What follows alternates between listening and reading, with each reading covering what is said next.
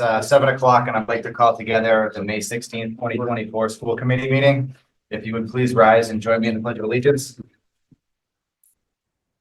I pledge allegiance to the flag of the United States of America and to the republic for which it stands, one nation, under God, indivisible, with liberty and justice for all.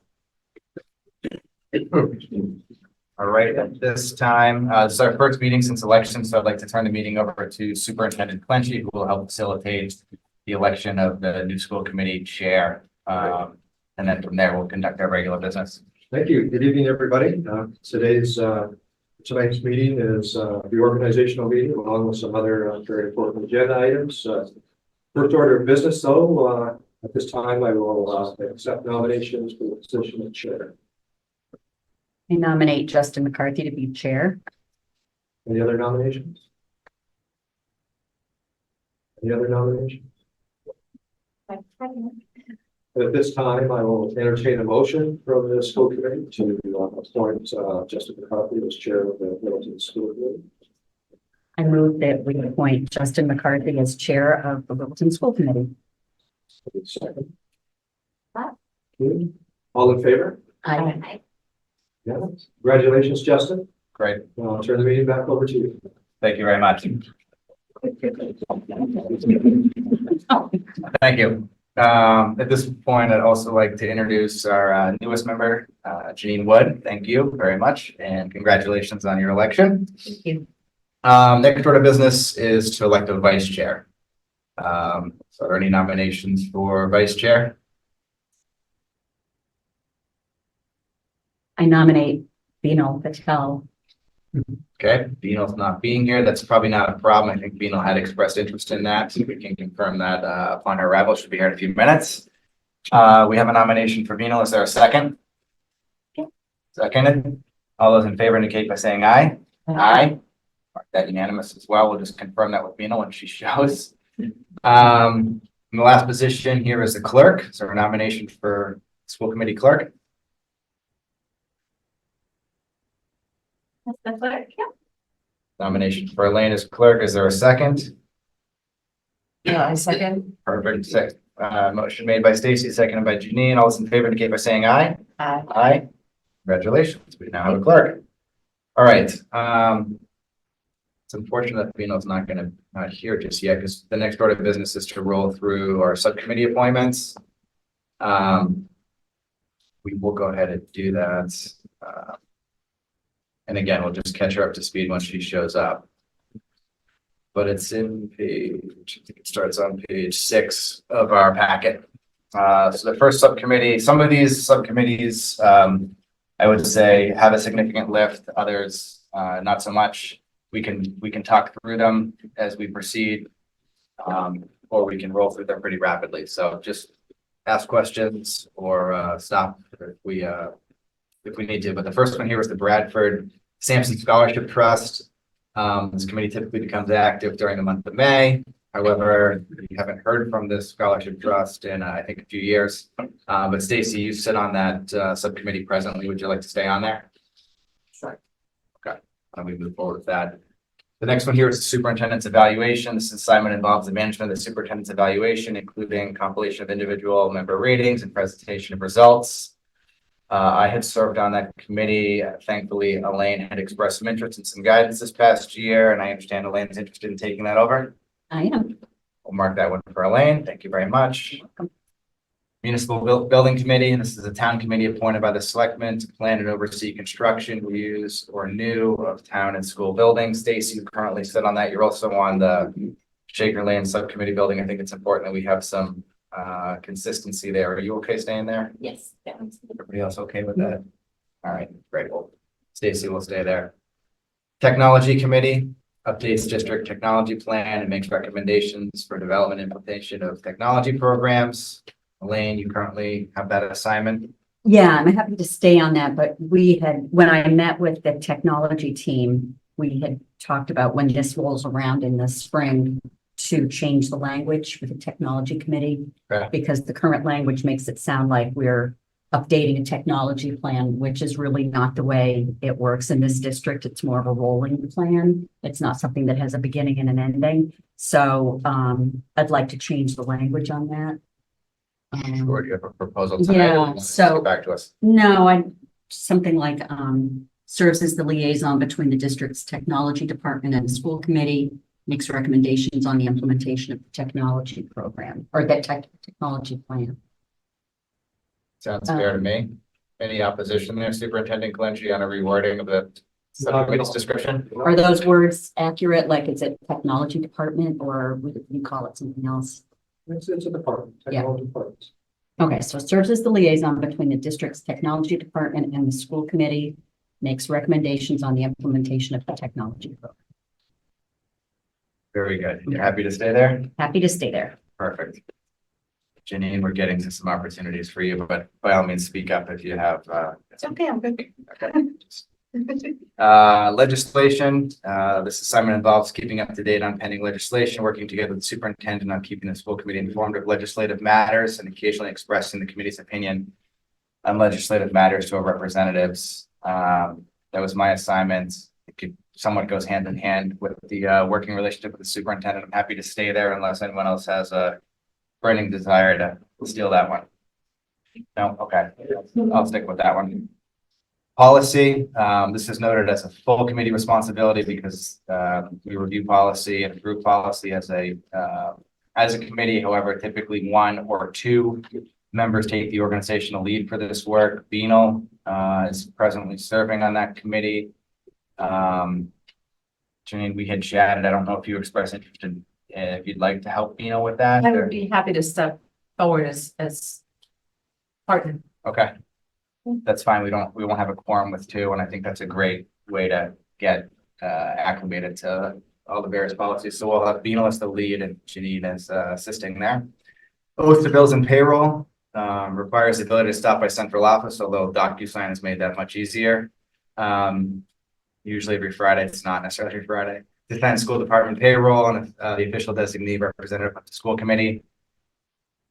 I'm happy to, it's a review of DocuSign a couple times a week. I'm happy to continue on with that unless someone else has, no, all right, I'll stick with that one.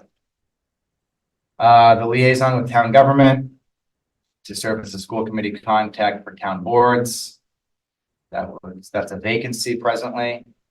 Would you like me to take that? Janine, that can be yours. Pretty good with that? Yeah. Great, thank you very much. So when we say town government, can I just clarify, is it mostly select board and planning board? Are there other boards or committees that are very important for me to make more meetings? Select board, finance committee, and the town administrator's office are typically the folks that you'll be interacting with, Okay, likely all through or in conjunction with the superintendent. okay. So that would be great. Thanks so much. Negotiating subcommittee to work with the school committee's attorney and superintendent during negotiation of collective bargaining agreement, bargaining units, presently filled by myself and Stacy. Optimistic that this committee won't have a lot of work to do this year. Never know. You good to stay on with that? Does anybody else have a desire to get involved in that? No? Yeah. All right, it'll remain Stacy and myself. Next one could be a fun one, I suppose. Representative to community services, the Park and Recreation Department. That's a current vacancy. I'm wondering if that's one that should speak on, just considering on the school Shaker Lane Building Committee. The NBC, I just don't know if that's a good liaison for me to be already involved with them. Kind of working with them already on PNBC, so maybe I think so. just kind of take it on. Okay. Great. Budget subcommittee. That was myself and it was the other member. There's a vacancy. It's great to have two members on this committee. We meet maybe once a month and say 75% of the calendar year. Doesn't necessarily have to be someone that's good with numbers or maybe just a good problem solver. I will help. Janine? Yeah. All right, it'll be myself and Janine. Safety and security, currently filled by Stacy. Do you want to stay on? Want to see if anyone else wants that one? Nobody else wants it. I can continue on. Looks like it's you. Yep. Thanks so much. Let's see, CPAC, currently filled by Elaine. That's a CPAC representative. That could be a heavy lift as they run a lot of meetings. They ask you to attend when you can. How did that go this past year? Do you want to stay on? Fine, yeah, I'm happy to stay on. All right. Down with Elaine. Master plan implementation, currently filled by Stacy. Want to stay on? It's a pretty light load, but, Janine, would you want to take that if you're already doing the liaison with town government? Sure. Kind of Yeah, We can get you some follow-up I mean, information on I've that met like twice, but it's a light load. okay. so far. No, it'll be fine. We wouldn't set you up the first meeting.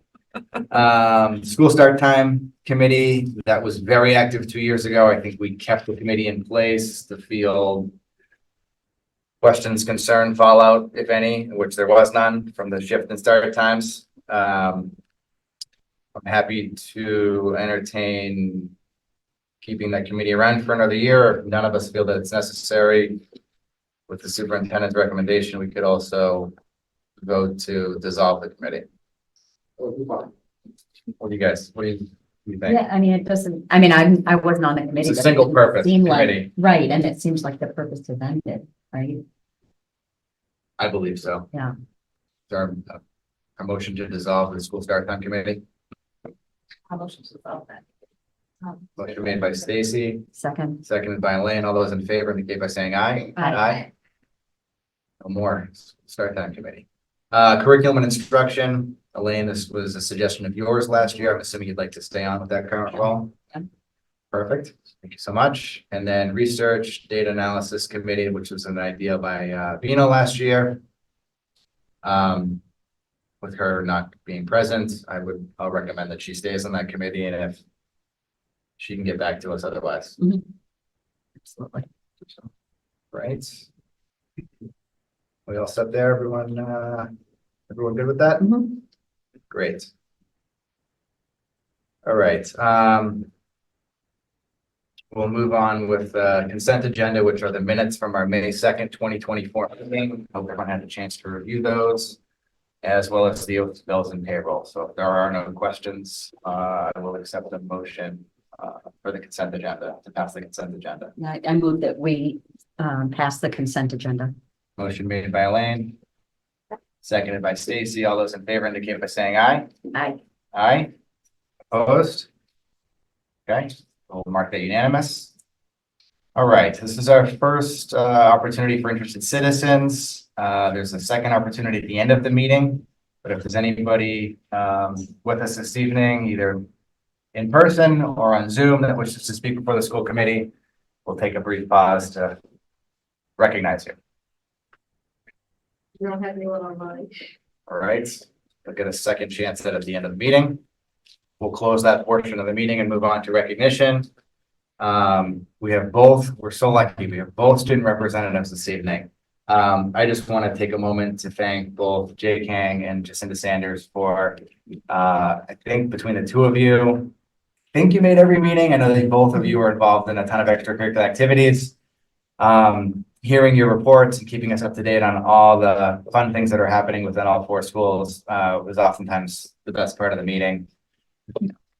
No offense to the present company excluded. But can't thank you enough. It'll be big shoes to fill. We have a small token of appreciation. You can leave with your name plates, and we also have a gift for you from the school committee. Jay, that's yours. Thank you. Thank you very much. Thank you. Cinda. Thank you.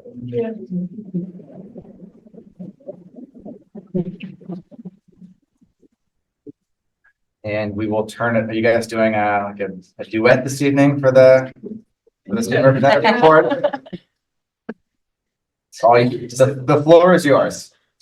Local middle school students finished their math and CAS this week, and now it's just the eighth grade civics left before testing season is over.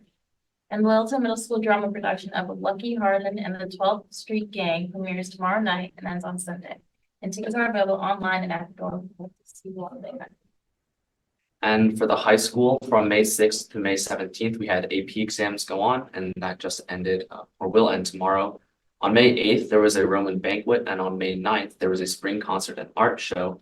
And on May 16th is the band and chorus banquet, which is actually today. Looking forwards, on May 18th, the Environmental Club Zero Waste Day is at the middle school from 10 a.m. to 2 p.m. From May 20th is the senior send-off reception and awards night at 6:30 p.m. From May 21st to May 22nd is 10th grade's math MCAS.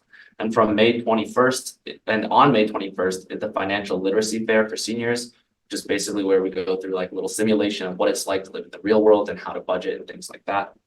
On May 21st is the National Honor Society senior reception at 6:30 p.m. And on May 22nd to May 24th is when seniors will take their final exams.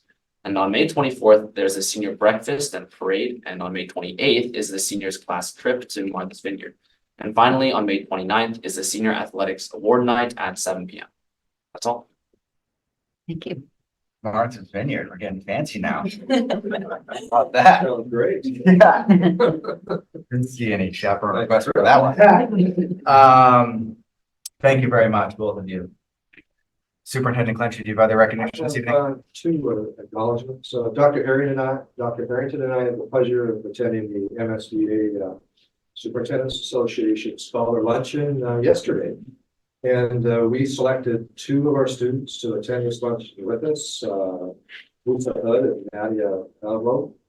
And they represent what Littleton High School stands for. And it's always a pleasure to attend this function. There are 30 other school districts there, and both Lisa and Nadia's families were able to attend as well. And when you walk out of that function, John and I look at each other and say, the world is in good hands. I mean, it's so many incredible students out there with so many talents and so motivated to make a difference in the world. So it's one of our highlights of the year. Again, I want to congratulate Lisa and Nadia for the outstanding academic performance. And not only academic performance, they're just great students, and they represent those in high school very well. Congratulations to the two of them. Dr. Finnerty was here at the last meeting to talk about STEM education and the science fair. Dr. Finnerty received a certificate from the Massachusetts Science and Engineering Fair Committee for her dedication and commitment to STEM education, not only in our school district, but throughout the state. So congratulations to Dr. Finnerty. Excellent. And that's it. Very good. Thank you so much. So we'll move on to our next line item here, which is the FinCom school representative. We were hoping that we were going to have an applicant this evening. We don't presently, so this is really just a placeholder, public announcement service here. So the Littleton School Committee is seeking an interested citizen to fill a 3-year term on the Littleton Finance Committee expiring May 2027.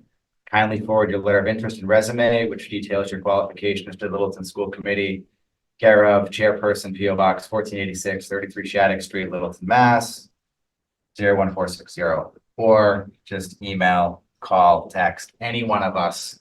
And if the other school committee members wouldn't mind, it would be great. We have one meeting left, May 30th, and then the plan is, if we don't have any burning school committee business, to likely take a bit of a summer break and reconvene when the school year starts back up again.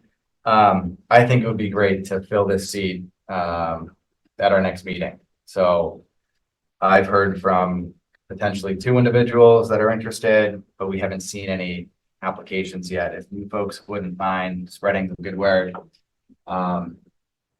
As we saw at town meeting, the finance committee is an important position within local town government. Other towns are looking at overrides, and I think it would be well served to have an additional member on the Littleton Finance Committee who also represents the school. So it's an important one for us. We should try to get the word out. All right.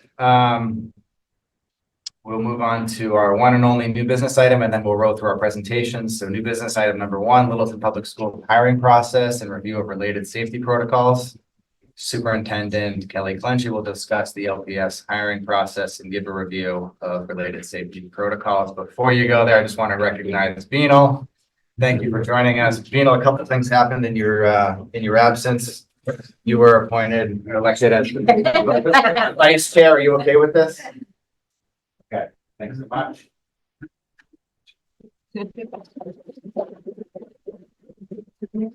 And we went through the subcommittee reports. I can catch you up to speed after the meeting, but I think by and large, you're on the same committees as last year. And in the event that you wish to make a change, we can address that next meeting or anything like that.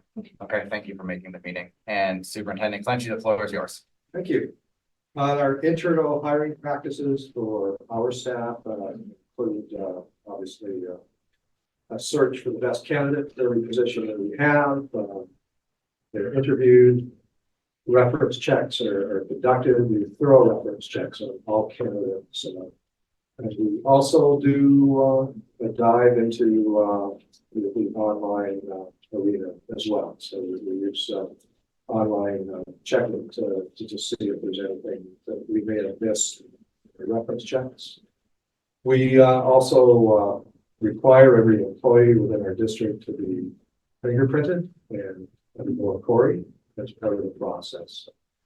One can't be thorough enough to do whatever you possibly can to make sure that every individual that enters our district is there without something in the background that would be concerning to us. We work very hard at that. We continue to work hard. It's one of the most important things that we do in a district is hiring staff. We all know that our staff are the backbone of our school district. We want to make sure that we have the best people in the positions that we can. We do a great job. There is another component to school districts, and that is contracted services. Steve Mark was this evening. Our business manager is in charge of contracted services. Every contracted service that comes into our district, their employees are required to be fingerprinted and Corey.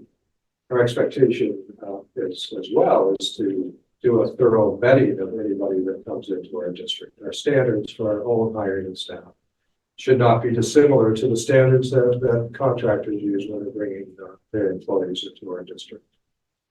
Unfortunately, as everybody knows, we were faced with a situation that we never thought we would be faced with an employee of D-Bus being charged with a serious crime against a child. I'd like to remind everybody that it's a D-Bus employee, not a Littleton School District employee, which prevents me as a superintendent from saying very much about it, because employees definitely have confidential rights as a result of they're part of the personnel. And any comments about this individual must come from D-Bus. I can say that we're deeply disturbed about what happened. There isn't a day or an hour that a number of us within this district keep asking ourselves how and why did this happen. Our job now as a district is to work with D-Bus, go through their hiring process, their policies and protocols, turn over every rock, and make sure that whatever they do when they hire employees are in line with our safety requirements in our district. And that's what we intend to do.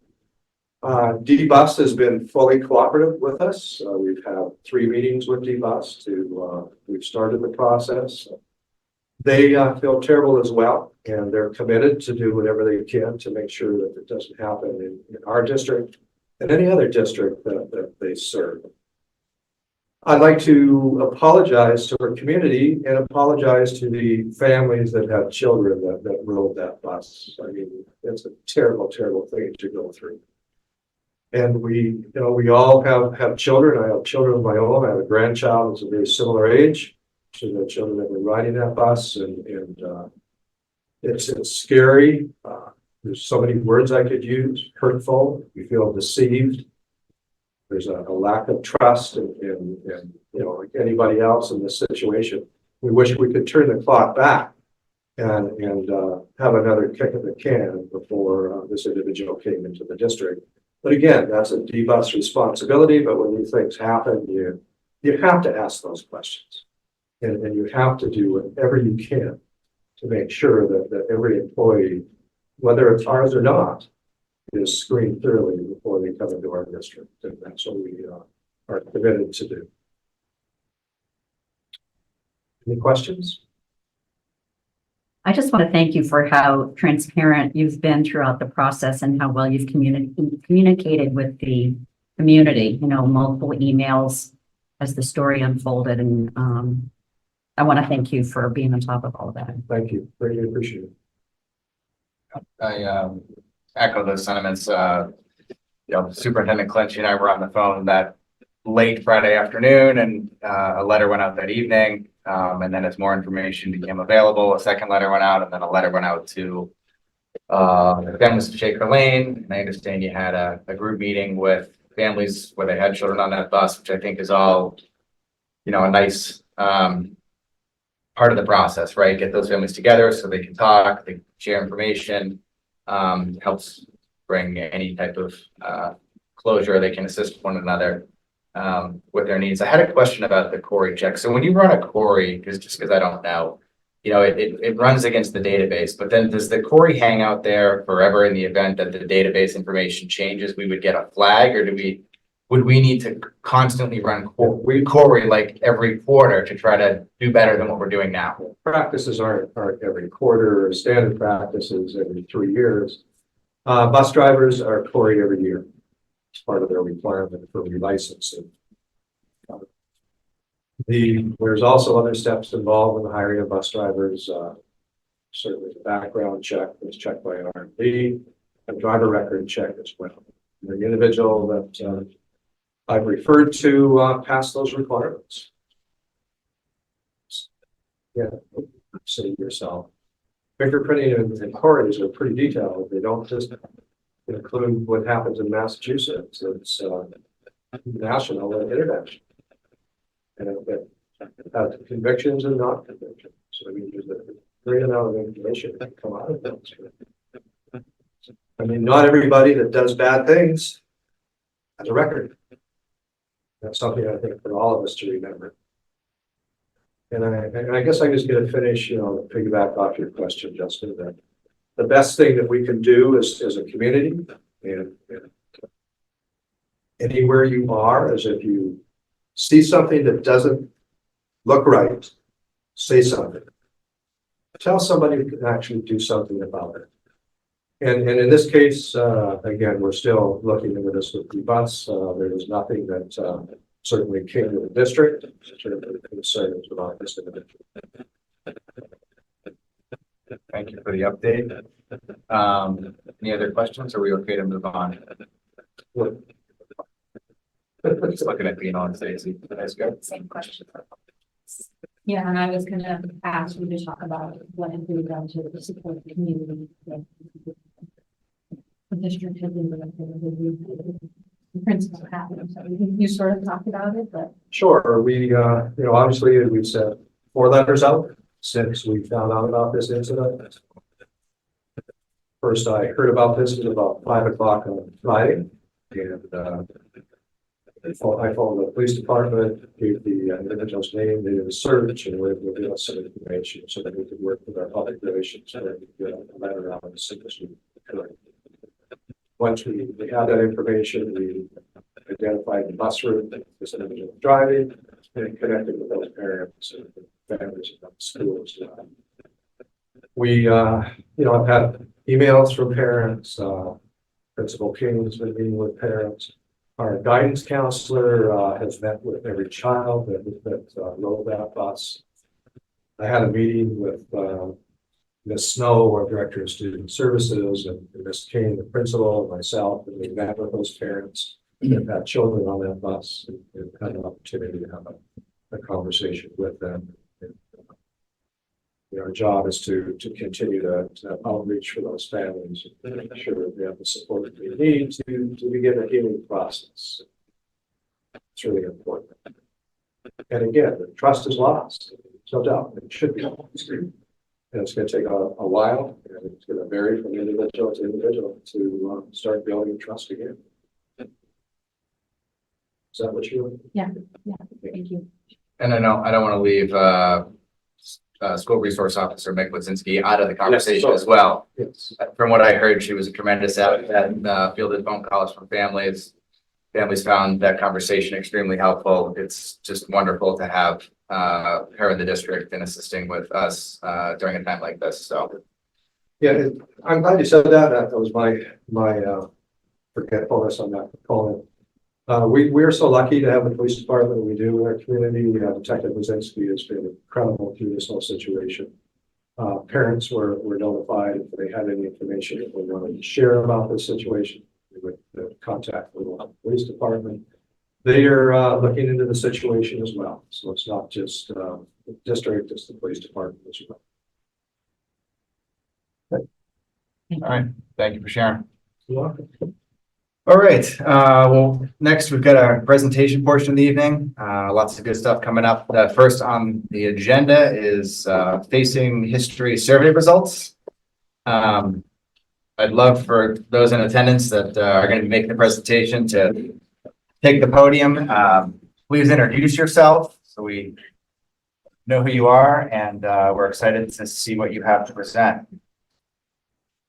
I thought the news was here for you guys. Or the athletic update. Oh, I know. Right. This is the real story. Yeah. That's insane.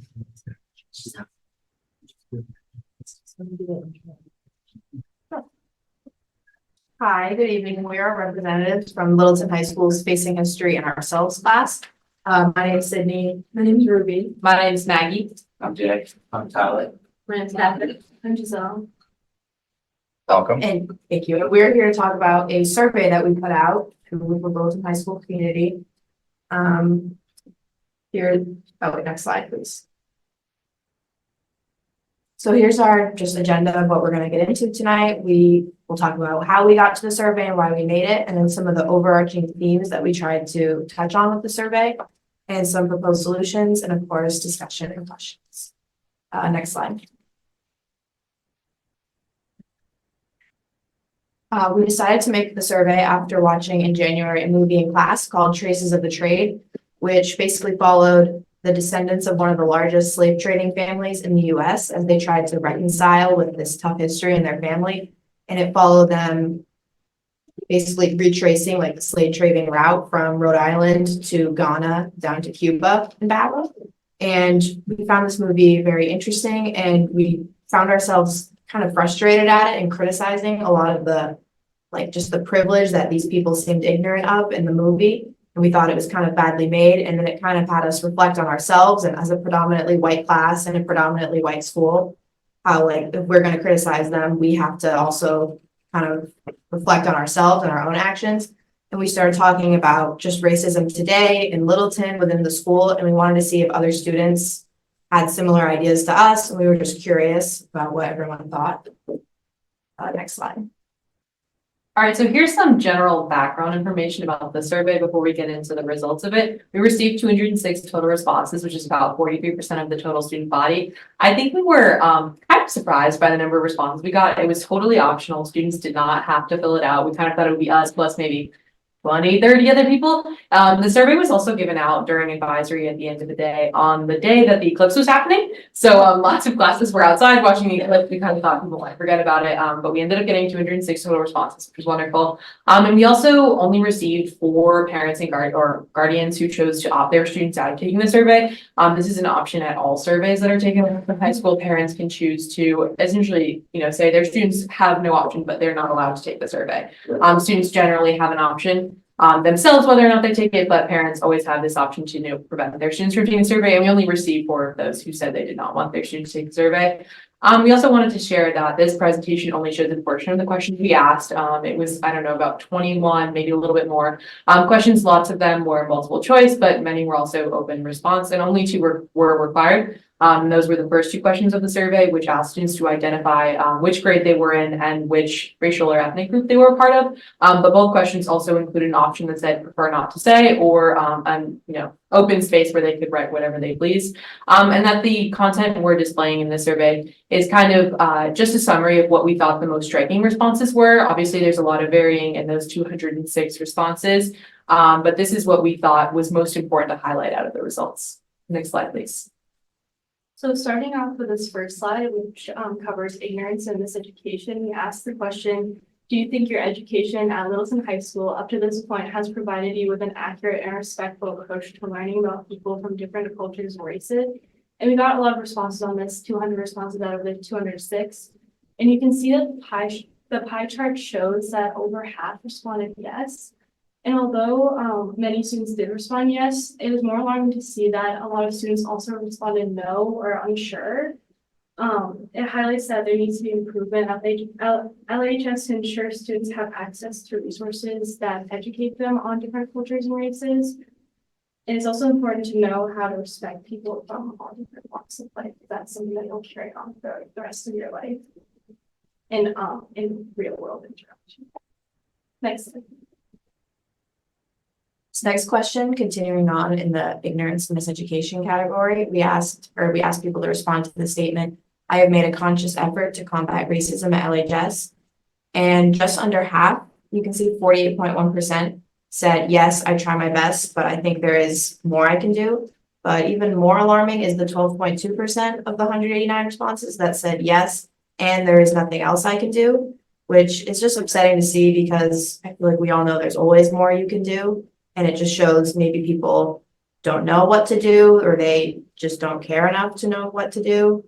And 20% said that they just don't think there's racism at all in our school, which I think our survey kind of disproves. Slide. When asked, have you ever taken the time to reflect on how your actions contribute to racism at Littleton High School? 115 out of the 192 said no. And this just shows that there is a misconception about race and racism within the school, because students are either not considering how racism is in their actions and racism is in their day-to-day lives, and they might just not know that it is a part of their day-to-day lives. And it could be just unknown to them, and they might not see how race could play a factor into their school lives and how they treat other people. So that's just another ignorance that students at the school may have. And there's also a level of ignorance where some students may feel they don't even need to reflect on how race plays a role in their school lives because they just don't feel it's a problem to them, when there's evidence that it is a problem to some students in school. Next slide, please. Moving on to another section we really wanted to highlight within the survey were questions about joking and microaggressions. And before we start, we wanted to highlight that we chose intentionally not to include the term microaggressions in any of our questions because we believed that it was highly likely that many of the high school students did not know what the term meant. And so to define microaggressions, the NEA, which is the National Education Association, defines microaggressions as verbal, behavioral, or environmental slights that are the result of an individual's implicit bias. They're often automatic or unintentional and occur on a daily basis. Microaggressions communicate hostile, derogatory, or negative viewpoints. The use of microaggressions perpetuate a worldview of white supremacy culture. So we chose not to include that term in our questions because we genuinely believe the students at our school might not fully understand what we were trying to get at by asking them if they're aware of these things or they see them in their day-to-day lives, or perhaps if they perpetuate them themselves. So instead we chose to focus in on joking. And so the first question we asked about that was, have you ever witnessed someone making a joke about another person at school on the basis of their race, whether or not you think it was quote unquote serious? And to follow that up, we asked, have you or anyone you know ever made a joke about another person at school based on their race, whether or not it was intended to be harmful? And so for the first question, we can see that the majority of students, about 62%, responded yes. They have witnessed someone at the school making a joke about another person on the basis of the race, whether or not they thought it was like quote unquote serious, which is something that we also wanted to include because we think that students, this is maybe a large misconception at the school, is that people don't realize that by making a joke, they're potentially harming another person. They might not see that because it's on the inside. It's not like bullying, they're not hurting anyone physically perhaps, but they're including these microaggressions in their daily lives. They don't really realize. This is really shown by the next question, which said only about 40% of students answered yes. Have you or anyone you know ever made a joke about another person based on their race? Which we're a very small school. We see pretty much everyone on a daily basis. We would have really expected the answers to these questions to be pretty similar in proportions as like, if we're hearing these jokes, they're probably made by people we know. So this also highlights people's or students as potentially their lack of self-accountability. They don't want to admit that they're potentially part of like quote unquote problem.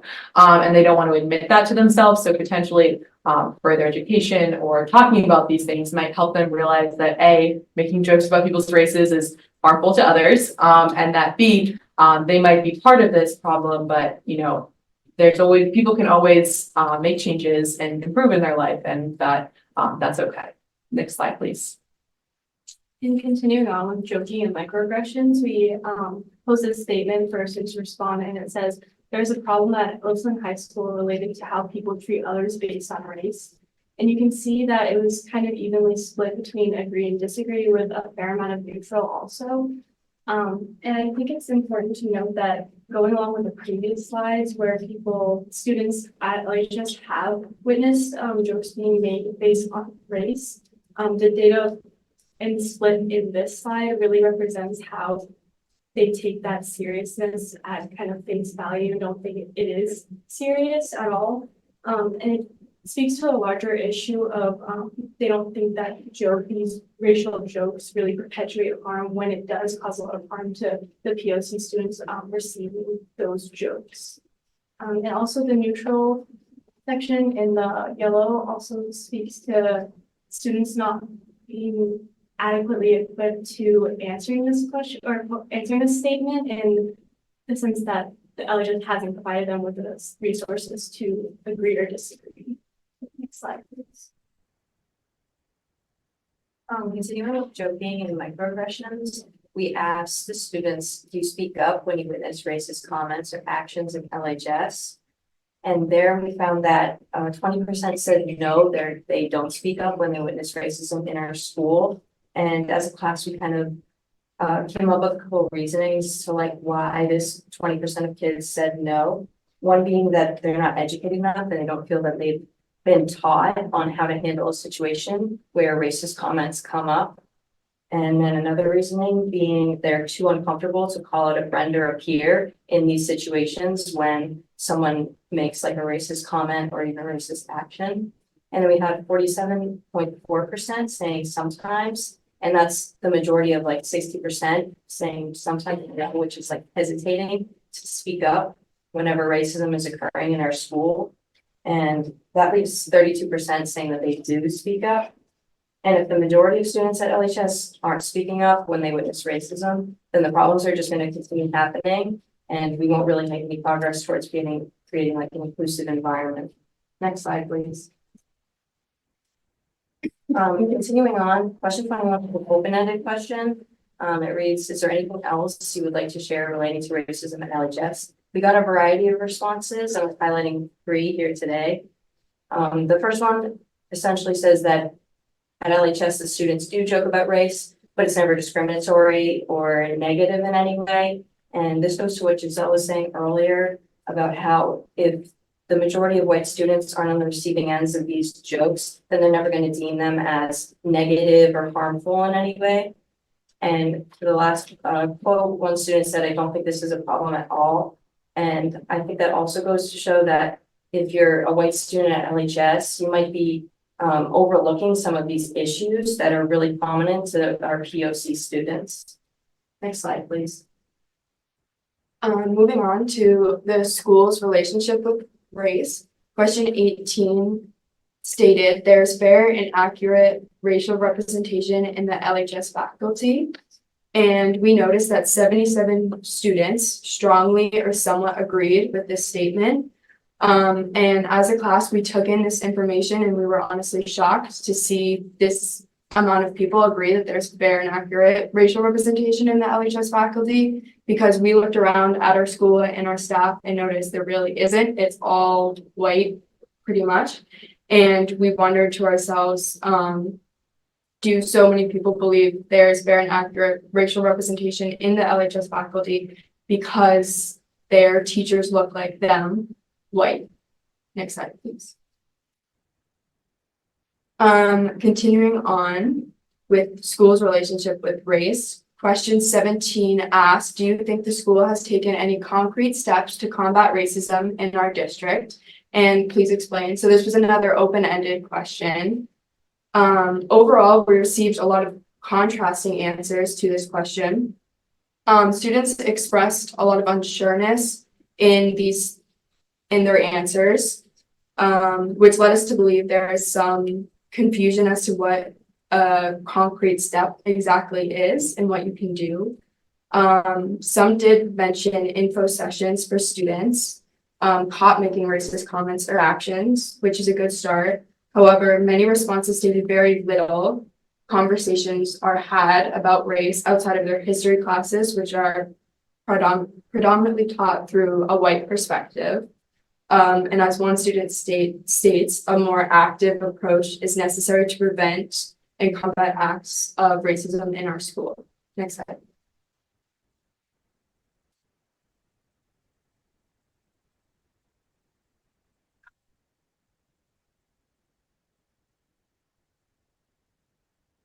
These are just more examples. Yeah. Of the previous question. Right, and so some ideas that we came up as a class is, the first one is that students should be involved in the hiring process of the teachers, and this goes beyond just a problem of race in school.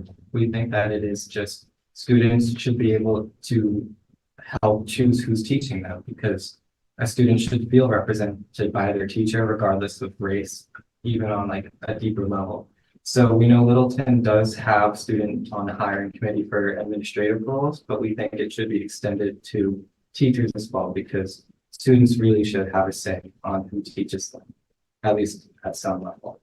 And then another idea we came up with is we looked into what's called a restorative justice program, which our understanding of it is that it would be on certain conflicts within the school between students. They would both be brought into like a conference room, and they would have a mediated conversation with someone who's trained to do that, one of the teachers or maybe a principal or vice principal. And they would have a conversation, and that focuses on the why behind the action. And once they get that, they can then move on to the greater implications behind the actions done, so that one of the parties can get a more deeper understanding of why what they did was wrong, and so they can take something away from it rather than just be maybe suspended for 3 days and then go on with their life and learn nothing from their actions. And then our other suggestions all pertain to just a further education of everyone, including staff and students. We think that staff during professional development could be better trained to understand the subject and maybe handle the subject. And when we presented at the faculty meeting yesterday, a lot of the faculty agreed that there is probably more they can do during professional development regarding DEI, diversity, equity, and inclusion, and such things within their training.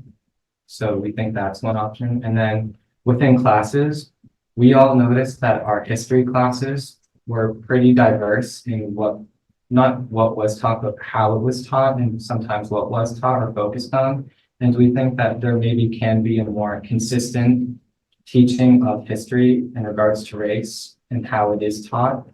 And we think that should be present within all classes. And then we also think that the curriculums should be diversified. For example, in English classes, at least in the high school level, we read a lot of books written by white authors rather than POC authors. And we think that a much deeper perspective, a greater perspective of the world can be shown through other novels written by authors of color that we're just not really exposed to in the school, and that we think would definitely help at least broaden what students are learning about culturally. And we also think that in some classes, especially history, it's taught through a white perspective of history. When we learn about Black culture, we found that we really majority learn about slavery and oppression. And there is so much more to Black culture to learn about than just slavery and oppression. And that's the same with Asian culture. It's more than just World War II and Pearl Harbor. There's more to all these different cultures that we like brief over in history than just the tragedies they faced and how white people have viewed them in history. That's the end of our presentation. If there's any questions, we'd be happy to answer anything. Your name? First of all, your self-reflection and intellectual curiosity is beautiful. Please never, ever lose that. You are doing wonderful work here, and I'm so excited by what you're saying. I wanted to ask you what your awareness is of this subject on a national level. Your peers in other schools have this subject swirling around them in many different ways. What is your awareness and how is that affecting you? A lot of schools, especially with the Black Lives Matter movement being very popular and mainstream now, a lot of schools have been raising their voices. I think it's interesting to our town specifically because we are so predominantly white and there is a lot of diversity that's coming into the town. I think we should focus on making it more comfortable and respectful to our growing community. And I think that's true to a nation as a whole, like including people and raising voices that haven't historically been in the center of a spotlight. So I think that's really important to going nationally and to the communities.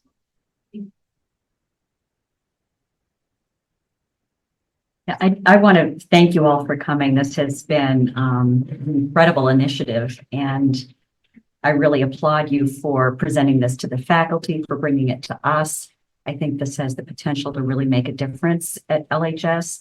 When I was looking at your slides ahead of time, one of the circle graphs that really struck me was question 9 about there was a problem at LHS related to how people treat others based on race, and that almost 25% said they strongly disagree, which just struck me that that would mean that they strongly disagree that there's the potential for being a problem and not really acknowledging that it could be perceived otherwise by other people. So I didn't know if that was, as you were going through the data on some other questions, was that a trend that you were seeing, that there was sort of a denial that there could be a problem even if they weren't aware of it?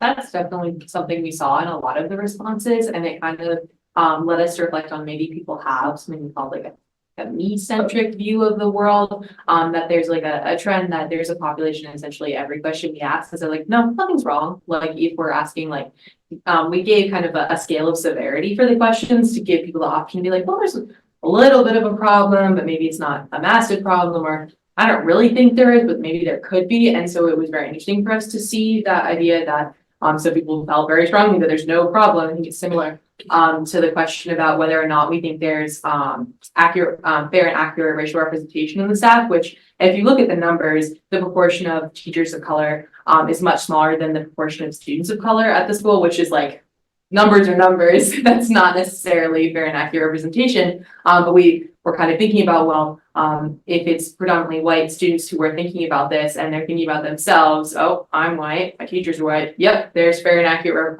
racial representation. And so we definitely think we saw that trend kind of carrying throughout the questions. They're thinking about just their experience at Littleton High School, which is not necessarily what our questions asked. They were kind of more general. Do we think that everyone's experience or the school culture as a whole are fair? Yeah. No, thank you. And with all of your data, I'm really glad that you came up with some potential solutions. That's always the best outcome of something like this. And I really applaud your idea about having student representation on hiring committees. I think that would be such an asset. So if you can make that happen, that would be it. And the other piece of all of this, of course, is that there's not as many candidates of color as there are districts that want them. every district is in this situation where, you know, their student population is becoming more diverse, but the pool of candidates is typically not as diverse, and teachers of color are in high demand across districts, especially more diverse than ours. So it's a challenge for sure. And the other thing that really struck me, you were talking about mediation as restorative justice. And I know some other districts have had peer mediators, you know, students who have been trained as mediators rather than having a teacher do it, and that it's been a really powerful model. So I don't know if that's on your radar at all, but it's something to think about. So thank you again. I have so many thoughts, but I'm limited. But first, just really again applaud your courage in coming to talk to us about it and to the faculty. Also, it was interesting because the survey results weren't as alarming as they were brutally honest, and that is incredible and such a great place to start, because if you're not starting there, then you've got a whole other battle to get people to even recognize like where you are, and you're actually starting with a place where like those are really honest answers and you have actual data of where the town is and you can build from that. So that to me was actually really, I shouldn't say exciting, but it was good to see that that's where you're starting.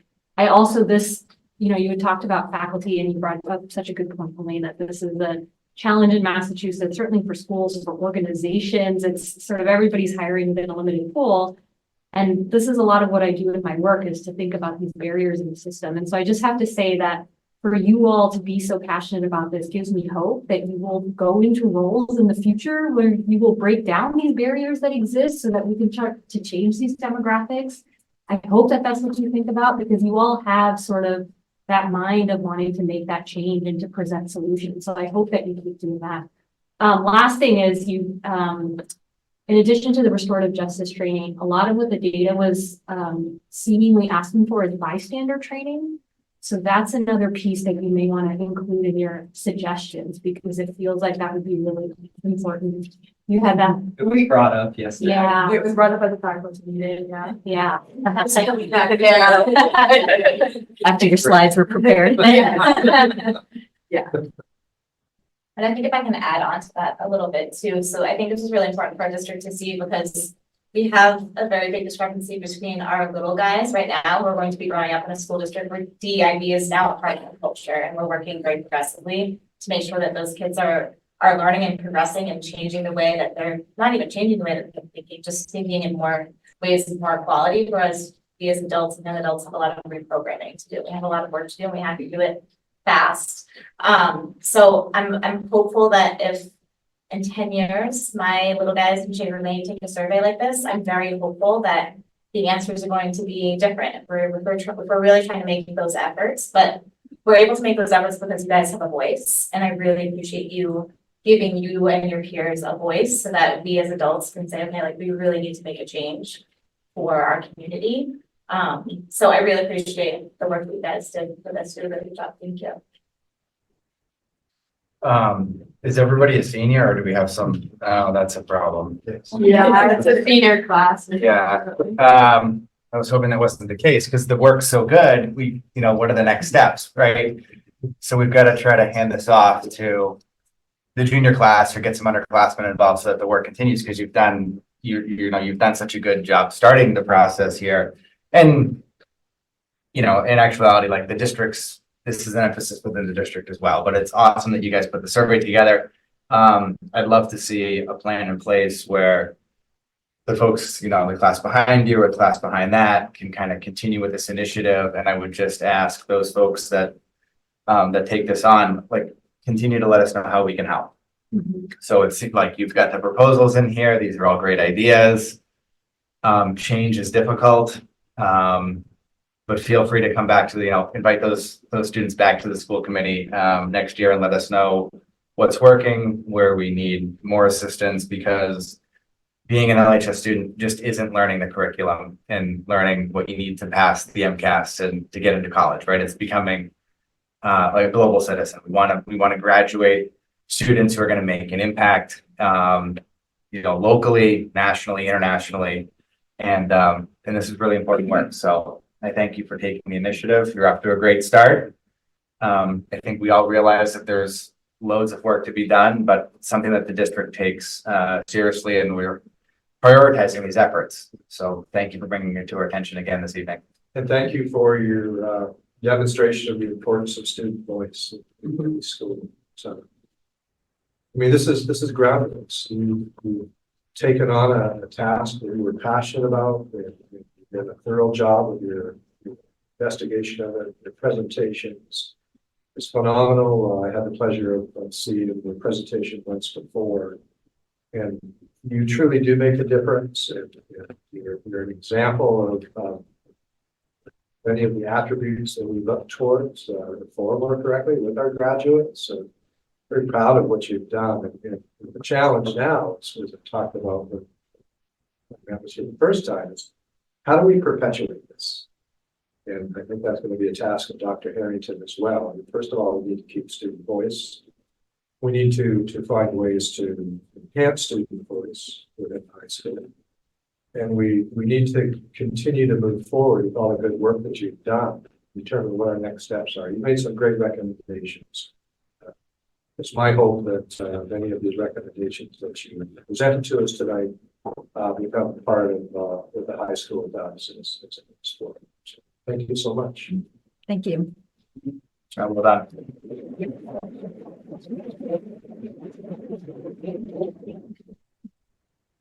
All right, that's a tough one to follow. Next, we're going to hear from the staff. So the state of the curriculum reports, part 3, free content area.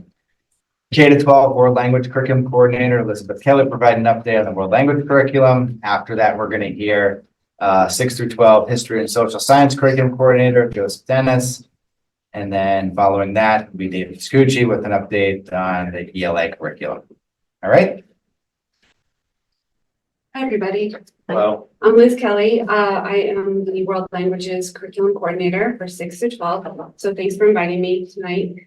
That is a tough act to follow for sure. If I could get my slides. They're coming. All right.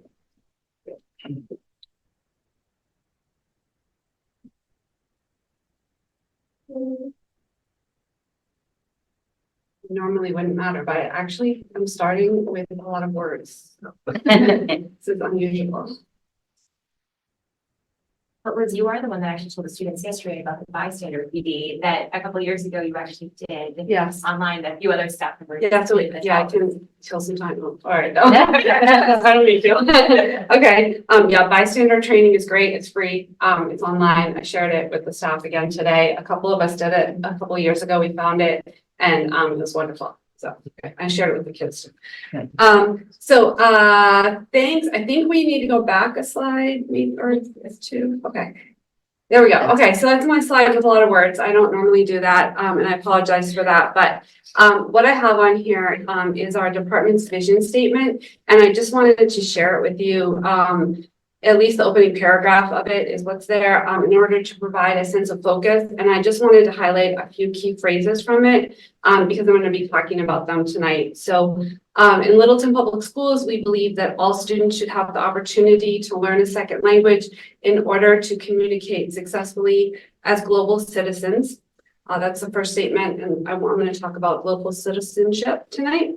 And a little further along, our courses promote linguistic and cultural proficiency while connecting students to their peers, local community, and worldwide users of the target language. And I'm going to be talking about linguistic and cultural proficiency as well.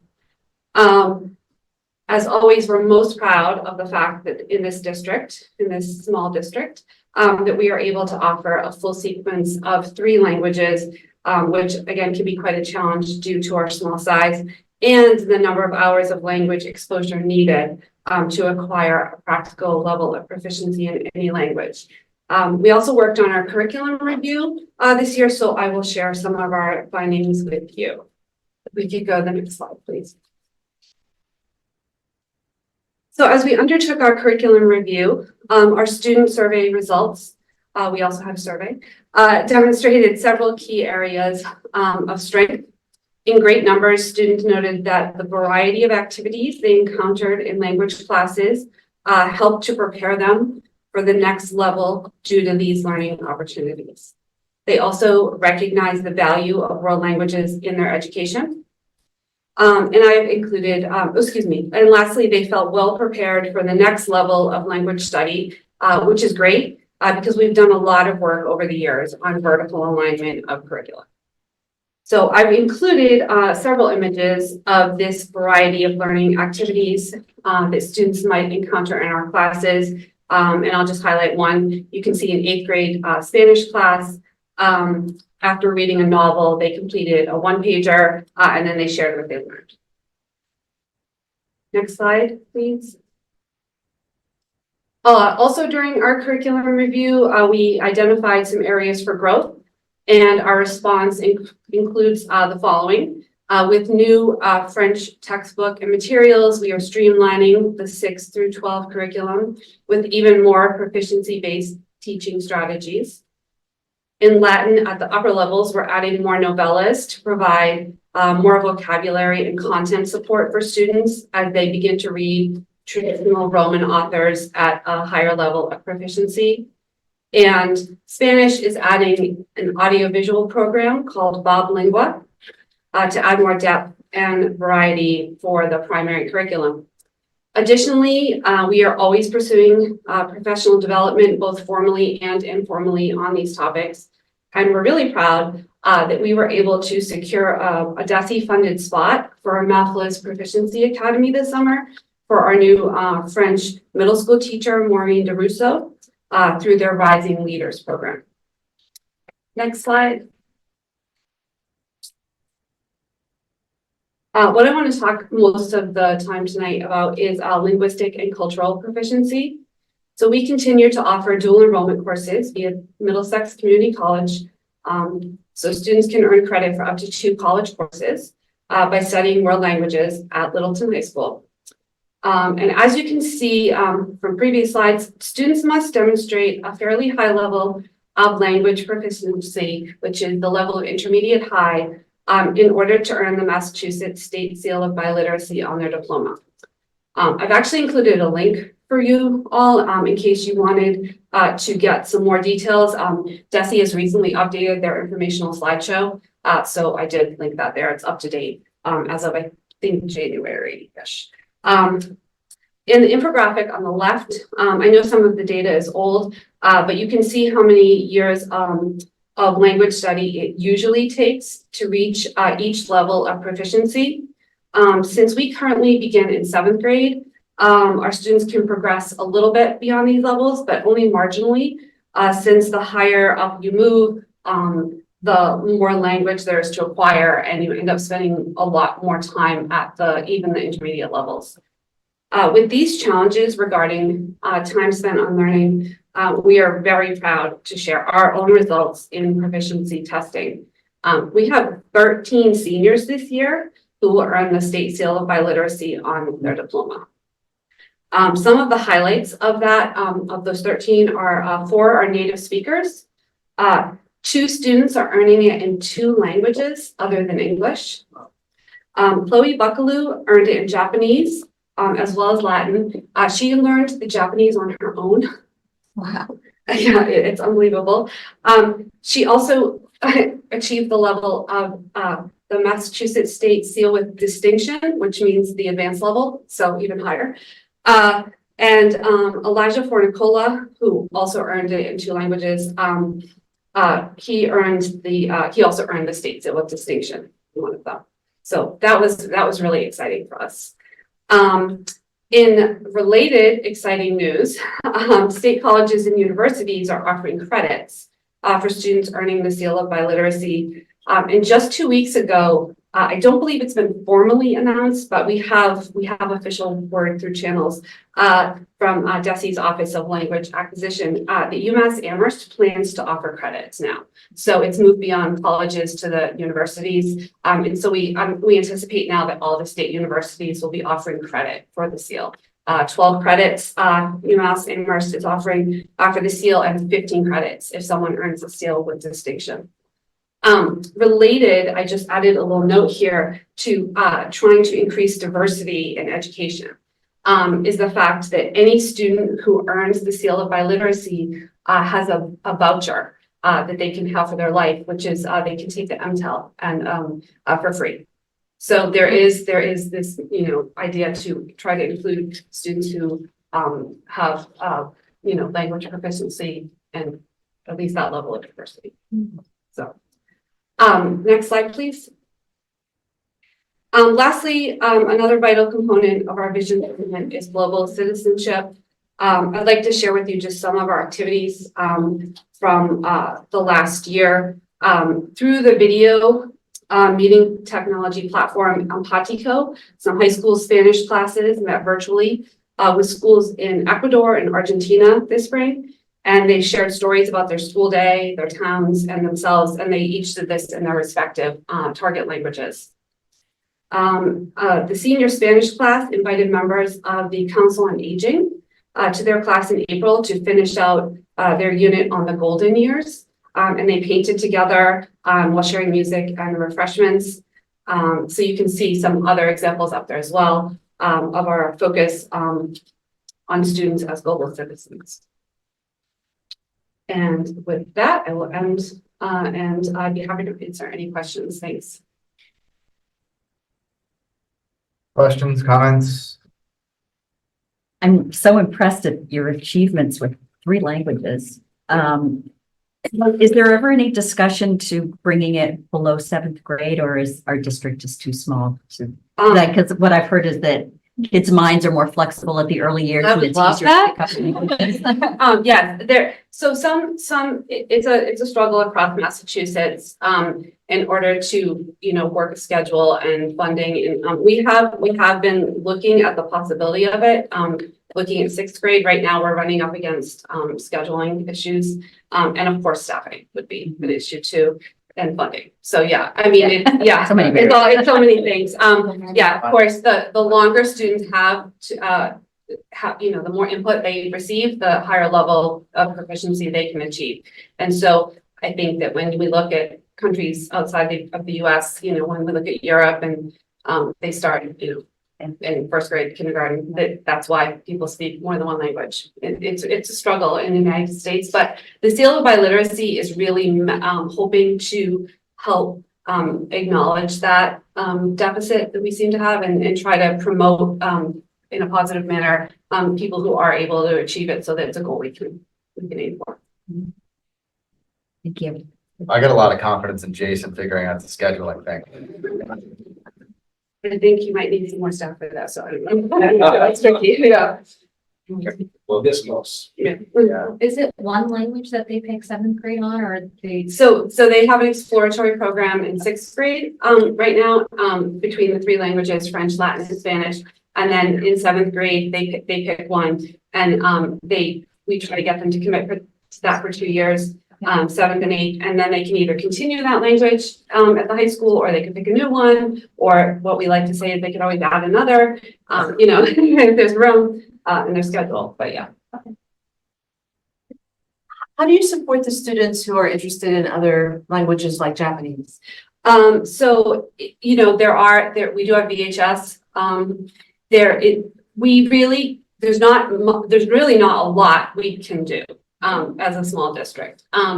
What we can do is we can encourage them in what other avenues there are. Like I said, VHS is the primary one. And then we can also talk to them about what their goals are, and how really learning any other language than your first language does open up, neural pathways and helps you with learning other languages. So we try to talk about that. And if someone's interested in a Romance language, we've got it. If it's not a Romance language, it's trickier, but it's a challenge, again, staffing, trying to maintain continuity in a strong program. And we've done a really good job, I think, and our proficiency results are really starting to show that with the 3 that we have right now. Thank you You always very do a much. great job. Thanks so much. Thanks. Yeah. Okay. No, we are next.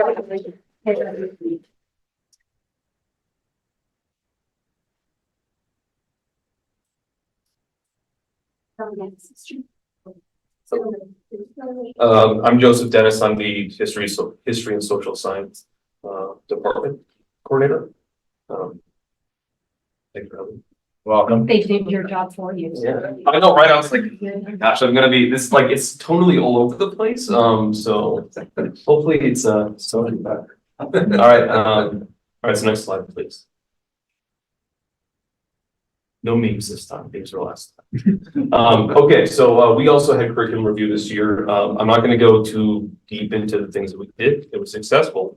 I will give the high school teachers a shout out because they had to do most of the work because luckily for the middle school, we had already done a lot of that stuff previously.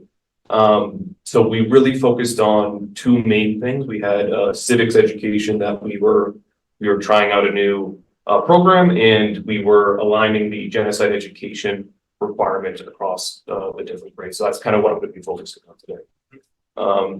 We also just continue to use universal design for learning. So we have different types of ways that students can show their understanding of different content that we're doing in the class. There are projects, we do tests, just like they've always done. And some other highlights we have. The Civic Showcase projects are coming up in a few weeks, and we have Country Expo beginning of June. I don't have any pictures for that, obviously, because it hasn't happened yet. So next slide, please. Okay, so the genocide education requirement. Littleton's very good with this. So this is something that we've been doing already. In sixth grade, it is not present in social studies. It just doesn't really align with what is taught in that course. It's ancient history and geography. There are opportunities that we can look in the future. We do have an optional reading assignment in ELA where students can choose historical fiction novels. There's Alan Graves texts that students can choose from. Their like pre-World War II, World War II, and the Holocaust focused novels that were very popular last year. I haven't talked to the English teacher this year, but last year, the seventh graders that I have, I'm the seventh grade social studies teacher. It's something that's very popular with the kids. They have a lot of interest in learning about this topic already. So it is in ELA, but it's not in social studies. For grade 7, for my course, it's the first year that we've done that. So we've talked about the history of anti-Semitism and Islamophobia in medieval Europe. Last week, we talked about the Crusades and how that changed sort of the way that people were treated in Europe and in the Middle East, in North Africa.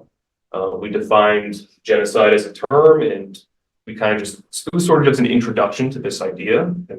Pretty heavy stuff for seventh grade, but they actually handled it very well. I personally, as like a teacher that I never taught it, I was quite nervous, but the kids were really good about it.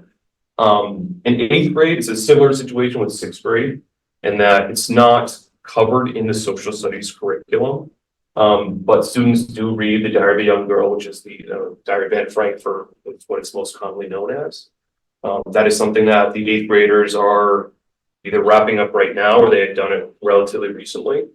For grade 9 world history, I will echo what the seniors were saying earlier. It is still a Eurocentric course, but we are trying to have more voices in different types of history for this world history class. It's something that even back when I was in high school, it was very Eurocentric. Genocide is a topic that is not just about Europe, and students learn about the Armenian genocide and the Holocaust right now, but there are other opportunities for the future.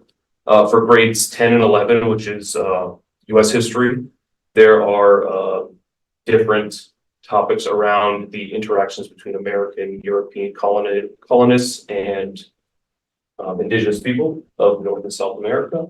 And in grade 12, we have the Face of History course that's available to some juniors, some years. Next slide, please. Yeah, so I feel silly kind of jumping into this thing after we just had that great. So the Facing History in Ourselves course, it's an honors course, it's for upperclassmen. They are lucky to have a variety of speakers that come in that talk about their experience in survivor stories. I have a photo here, of Yasmina Isikic, a survivor of the Bosnian genocide. And students, they read The River Runs Salted, Runs Sweet, which is, her memoir, and she spoke to, that class. Next slide. Kristen McManus, she's amazing. She actually, I'm gonna give her all the credit. I was just kind of there. She secured a genocide education grant through DESE, which we are finalizing right now for next year. So we're focusing on pedagogy and courses through Salem State for history specific workshops for history department, but the Facing History PD will be open up hopefully to the English department and other teachers that are interested. And then we have some other things like guest speakers and buying more curriculum. We're hoping to use some of this money to purchase books for different classes at the high school. Next slide, please. All right, so shifting gears a little bit, I want to focus on the civics project and Generation Citizen, the partnership that we are doing this year for the first year of two. I was in it. Me and Beth Morgan were at a fall PD where we learned just like the process of doing this action research project. Is a requirement that all 8th graders do an action research project. And we have Civics Day, which is next week. It involves 3 students from each of the 5 sections, and they attend basically a big showcase where they see other students in Massachusetts project, and they get to also show off their project and all the work that they've done. It is a very complicated project that is quite impressive and a big thing to ask for an 8th grader. They are still going through it right now. They're still, finalizing, but essentially they are contacting stakeholders in the community. They are choosing their topics as a class. They are discussing, debating what types of things they want to target their civics action research. The topics for this year were sidewalks and the safety of sidewalks in town, NCAS as a requirement for graduation, and then there was a mixture of some classes that wanted to focus on teens and vaping and drug use, because teenagers is. And then the other requirements, it's a lot for civics. There are 2 MCAS pilots that we are doing. There's an end of course exam that the students have to do. It's 2 days. And it's what it sounds like. They have to show off what they know from the course. And then there's a performance test, which is, I think, the better of the 2. If I'm going to share my opinion, it is a primary source sort of analysis. They get a pre-assigned topic. Ours was freedom of the press and media literacy. And the students are given documents, and then they use those documents to show off what they know about the topic. Next slide. So shifting tone, this is my classroom. So I teach ancient history and geography, the second half of it. And it's kind of like the stuff I did last year. I just wanted to show you guys some different stuff. So looking at it, it looks like we are obsessed with swords. So in the left side here, this was a skit. So we did a project where students they learned about the Roman Empire. They'd either write a short story, they could create a skit and perform in front of the class, or they could do a comic. And there's a comic of a different topic, but the same project. And I did not get any pictures of the third activity that I have here, but we did a few weeks before we went to the heavier topics of genocide. I wanted to kind of let the kids have some not so heavy, very sad, depressing sort of topics for such a young age. So we did a tournament where the kids fought each other with noodles. It was very fun. So a little bit about my class. I have a few other slides about my class, but I don't think I'm going to go through it. But next slide, please.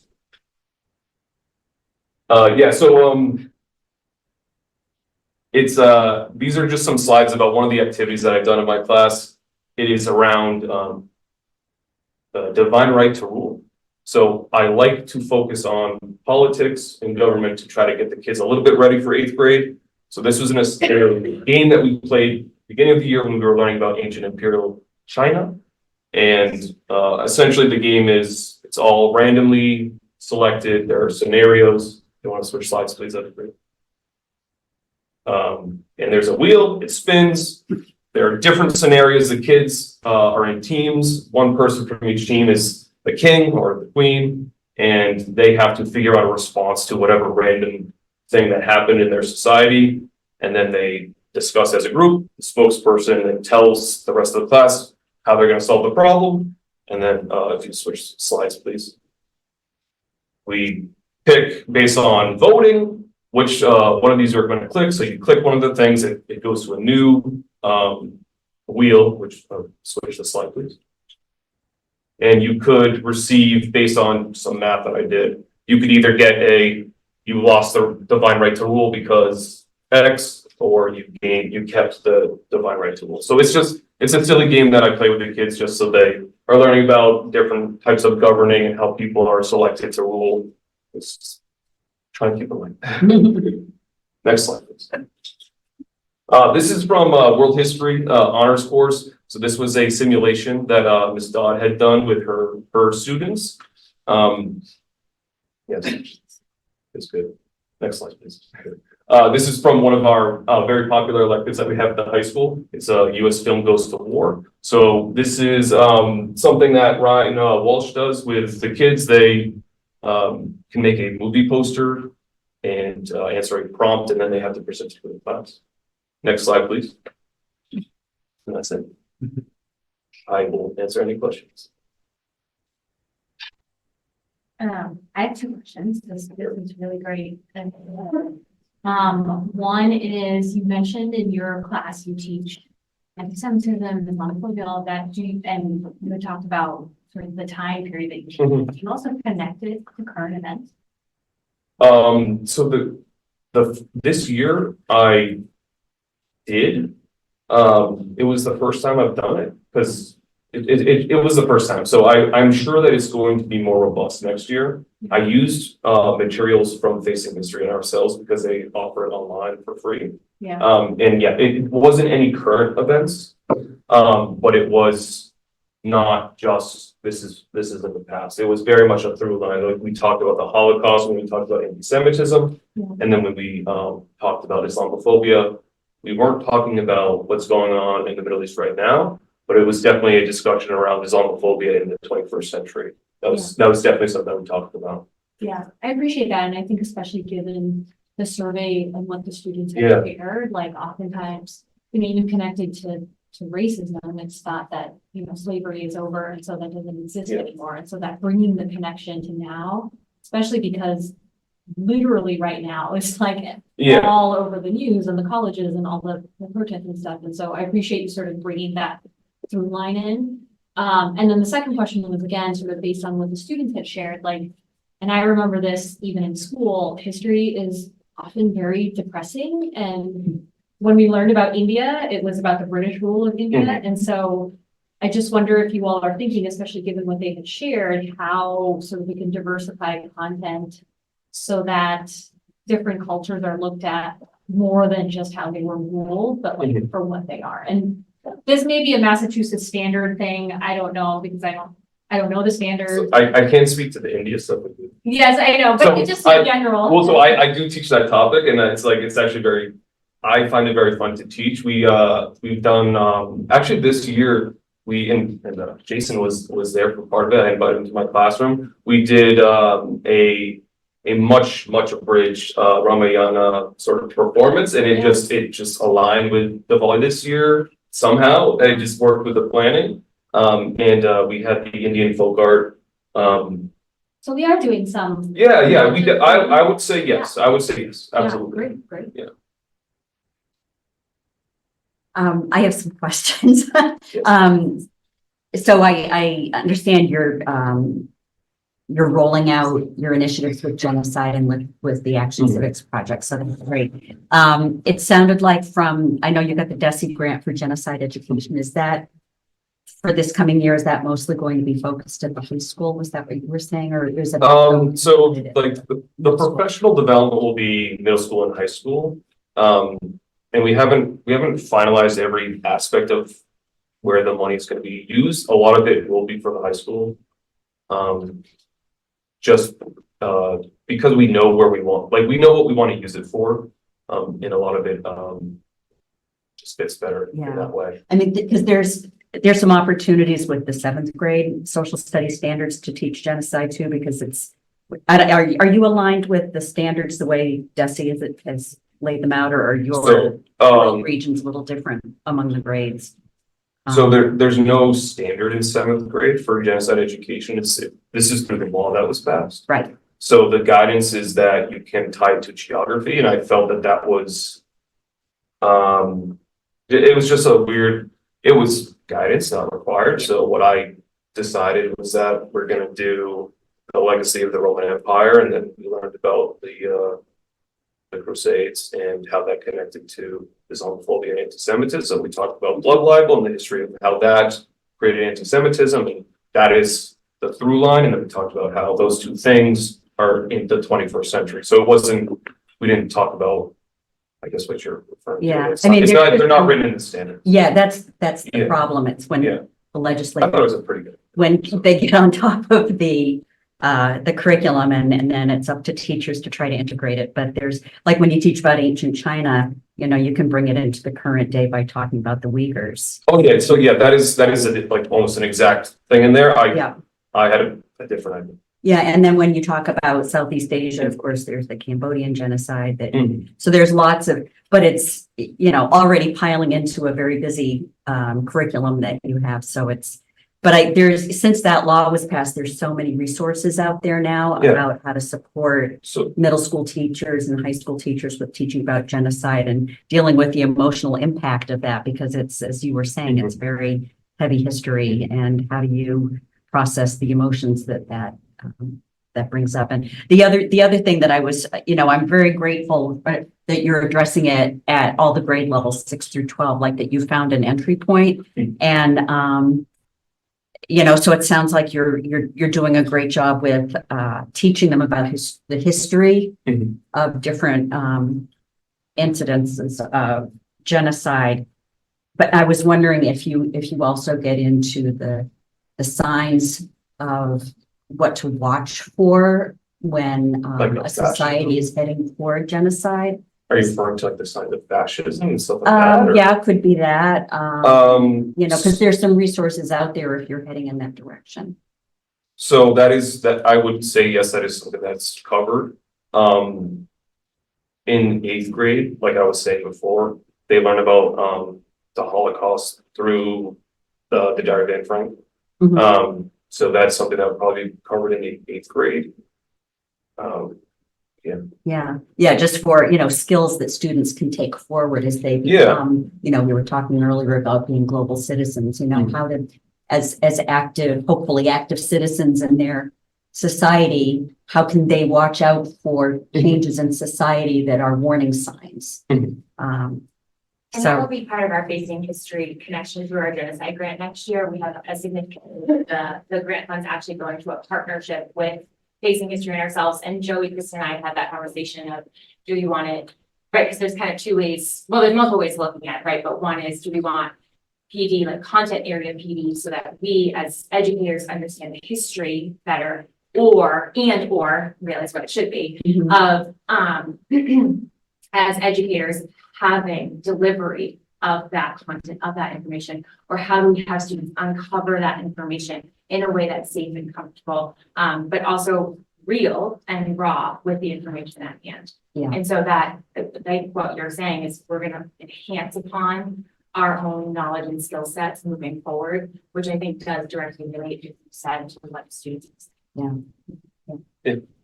I'm taking the Facing History class this year, and like we learned about the UN's definition of genocide and the 10 different stages of genocide. Mhm. So maybe it's possible to incorporate that through like the curriculum in early grades. Yeah, no, that's kind of, that is exactly what I was thinking about. So that is like, they get a taste and then they get a little bit more, and that's kind of, it was mindfully crafted in that it's not every year they're learning the same exact thing. It is puzzle pieces, so that once they're older, they can put it all together, just like with any other topic. And I'm excited that you're using Generation Citizen. That's such a great program. And will you be bringing it up to the high school as well? That is the plan. Yeah, that is the plan. Well, good luck with your projects. It's very exciting. Thank you. Yeah, Joseph, good job. You've got a heavy lift here, especially with on the tails of Right? the student presentation we had. You know, it's nice to see that we have a group of seniors that were hungry for carrying a lot of this forward and trying to make a difference. And I don't want to suggest that, your department partners with those individuals and tries to carry this forward, but I think it's a district-wide issue that we're going to continue to address, and certainly fundamentally it lands within the subjects that you teach. So you carry that burden, my man. Do you think that with the standards, the way they are written, that the department has the necessary flexibility to pivot and adjust to topics that our students need to be knowledgeable about and discuss? I mean, one of the concerns, I'm an advocate of curriculum standards in curriculum, but we also live in a world that has various things happening at a rapid pace. So I guess what I'm really asking is, do you feel that there's some latitude that allows our teachers to go into areas that they feel are important, areas or events that are happening at the moment? And I'm just curious about that. I do think so. So speaking for my own experience, last year, my original plan, I did some reworking this year, but last year my original plan was to talk about British colonialism in South Asia, and then talk about the partition and the genocide of in East Pakistan, Bangladesh. And when I got to that point, I realized that there was too much for a seventh grader to learn when they don't understand the concepts of colonialism necessarily at that age. But I had the ability to reinterpret and interpret and figure out a way that this can work. So I absolutely do think that this is something that teachers can figure out and have the ability to do and have the freedom to do, I would say. Perfect. Thank you. Thank you. Thank you very much. Thanks so much.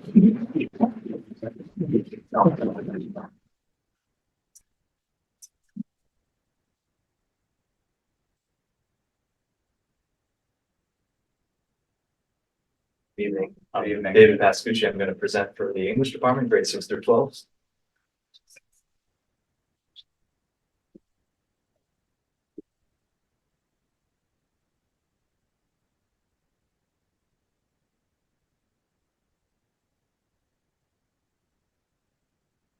Thank you. Some pictures here, and I had a little time to make this slideshow, this presentation, and I kind of put it away for a few days and looking at it. It's always interesting seeing how much some of these juniors have grown in the eight months or so since this picture was taken. So it's just funny.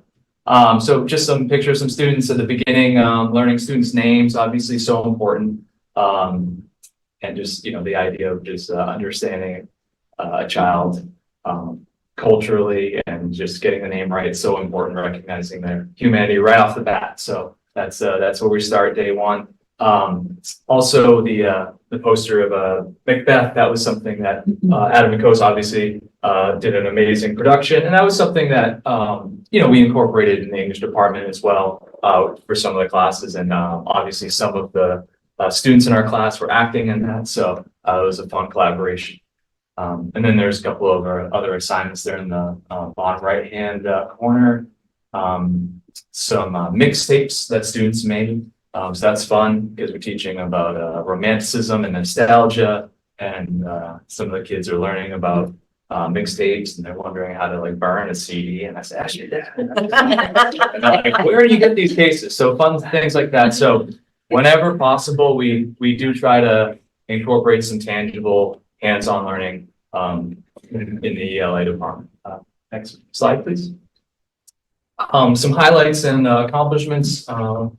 So with the help of an LEF grant, Mr. Tom Bino acquired various literary journals to supplement his creative writing classes with the best modern writing. And so that's it's a great way to keep keep the literature very up to date, to diversify the curriculum. So that's sort of writing that's on the cutting edge from a wide range of writers. In the MCAS, student cohorts on average had a 13% increase in students moving into the meeting or exceeding category in ELA. So generally, we're doing quite well, and we're trending in the right direction. So there's continued positive growth in the ELA and MCAS across all grades. Ninth grade student, you can see in the right-hand corner here, Gabe Ustanias, entered and earned a certificate of merit in a writing contest, and his work's published. So he's now a published author. He can boast of that. And our department continues to develop student writing across a number of curriculum areas. One way we can do that is with vocabulary. Vocabulary enrichment can go, across in all levels, all classes, and it's really, that's one simple but clear way of embracing interdisciplinary connection. Next slide, please. Some professional development. In line with district and state plan goals, faculty engaged in collaborative projects within and across departments. We had a cross-district development with Air Shirley and Harvard Public Schools. And so we worked on some problem-solving techniques through protocols, and that was applied for adults and teachers working, but also some protocols that can be used for class discussions. So incorporating mechanisms for reflective feedback and productive discussions that have really clear parameters. Also, during that cross-district curriculum workshop, I led a favorite poem project activity, and that's something I've been doing in my classroom, and other teachers have been doing in their classroom as well. And that's a great way, again, to open up lots of different voices. So poetry is one way that we can kind of, really incorporate lots of different voices without necessarily having to overhaul the curriculum. So that's one great thing. Also, with poetry and the favorite poem project, sometimes it's about a person's connection with the poem. So it's always interesting to see how one person has a valid reading of a poem that might be a little bit different from someone else. AI, I know people are hearing about that all the time. That's come up in several meetings. So we're trying to be proactive about that and using AI to guide our teaching and instruction as best that we can. Obviously, it's a challenge in some ways. It's changing so rapidly. But we've talked about AI for teachers and approaches to dealing with AI in our ELA classrooms. And also, you can see the picture here. There was something that was introduced recently, having like AI generated conversations from historical figures from the past. So like you could have like a chat with a historical figure. So it's kind of an interesting connection. And I just happened to grab a couple of people there, but there was a wide range of people from famous authors to famous leaders like MLK or Amelia Earhart. And we're continuing with our focus on UDL. Right? So ELA teachers attended evidence-based professional development on multi-tiered support systems, evidence-based tiered interventions, evidence-based literacy models, and effective leadership practices. So UDL allows educators to identify and to reduce barriers in order to allow all students the best access to learn. Next slide, please. Continuing a tradition that started in a couple of years ago, MCAS Magnificence in the middle school. So MLS students created posters to motivate, and foster positivity. And there's some really great posters. I didn't get a chance to snap a picture of some of the more recent ones, but the Hulk smash is a favorite that greets kids in the hallway. So I apologize. Put it right up front. I know. I apologize. I don't have a picture of that. But it's better in person. It's like, it's like the Mona Lisa. You gotta see yourself, So anyways, but this is sort of, trying to strike the balance of realizing that, sometimes we have to test our knowledge, and it's important to measure student learning, but of course, we want students to have a positive mindset, but realize that, testing is sometimes it can be exhausting, right? So sometimes students can have test fatigue. So trying to strike that balance between instruction and helping kids feel prepared so that they can do their best.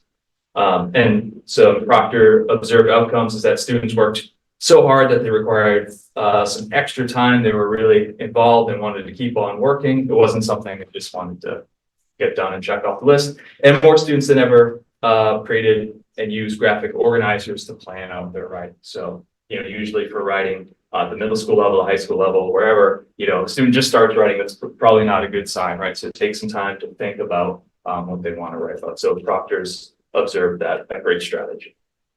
Next slide, please.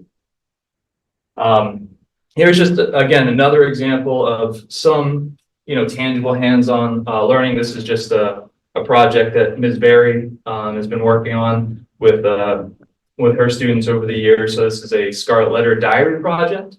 So students basically after, or when they're close to finishing the Scarlet Letter, they choose a character and write from that person's perspective. So narrative empathy, right? So taking on someone else's perspective, quite literally. So that's important. And then also thinking about point of view, perspective. So in life, in history, there's no one single truth, right? So, it's kind of interesting to think about different perspectives. And then of course, the concept of voice. And, we do connect that with, it's quite popular now for people to have blogs and having a voice online, not just, an old school diary. One last slide. No sword in this, but we do have some chivalrous young men here, and we have I don't know, I just somehow this statue, I don't know if it was a prop from the stage, but that happened to be in my room one day, and I figured that would be a fun photo to take. So think of these two young men as chivalrous characters. So I ended with them. All right. Excellent. Thank you. Questions, comments, observations from the school committee? Go right ahead. So thank you. This all seems very wonderful, but I think considering what the presentation that the student said, I'm thinking that's just a really hot topic right now on my mind for like the literature that the kids are learning through your program. But you also highlighted something where, we have MCAS, you have certain standards that the kids have to reach.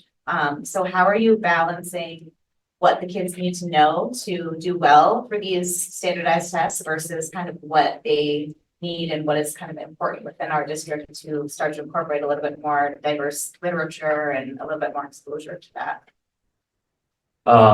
Yeah, that's a great question. It's striking the right balance, I think. So I mentioned how, poetry is one great way to do that, especially if you don't necessarily have all the funding. We are going to have curriculum review coming up in our department in a couple of years. So that's going to be, we're going to make a lot of big purchases.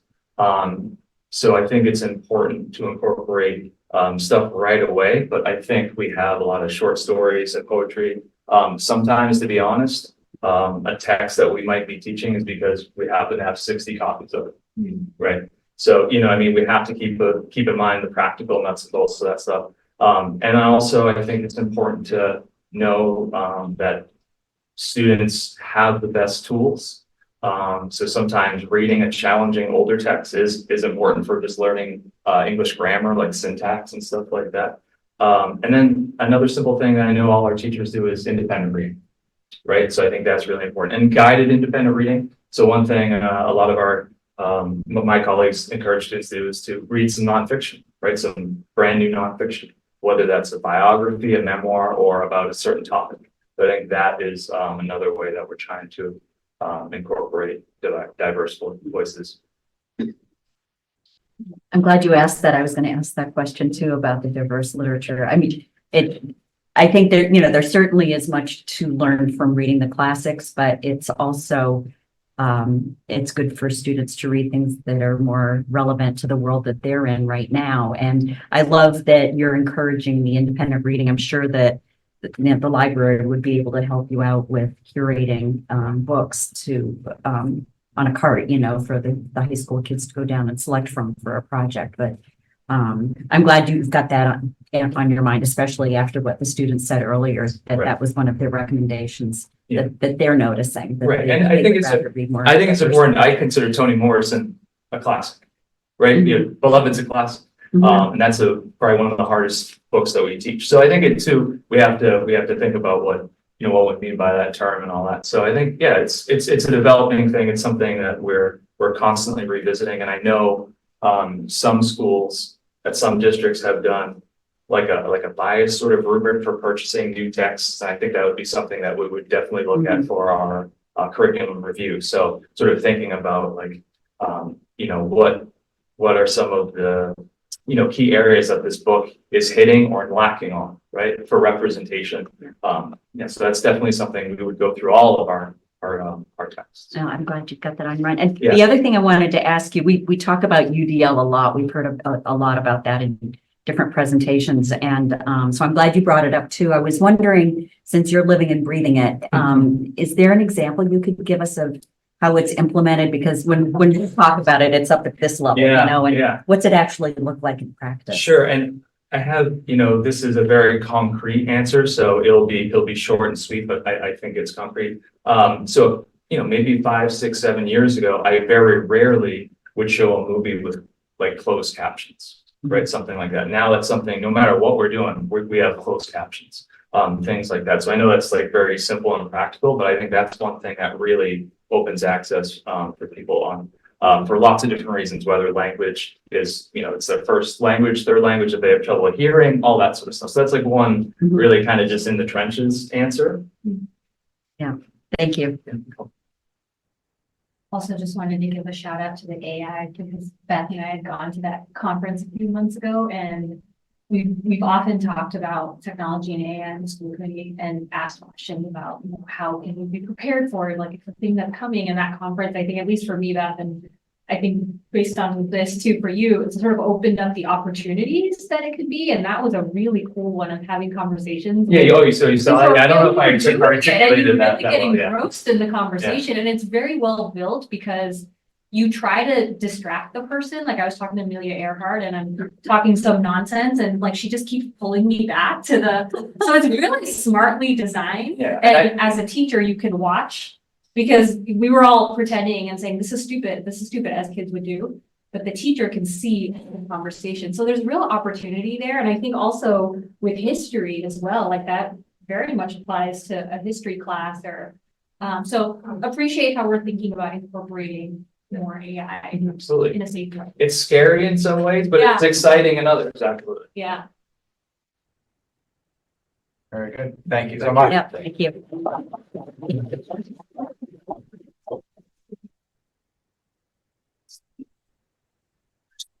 All right, presentation 3, spring sports updates.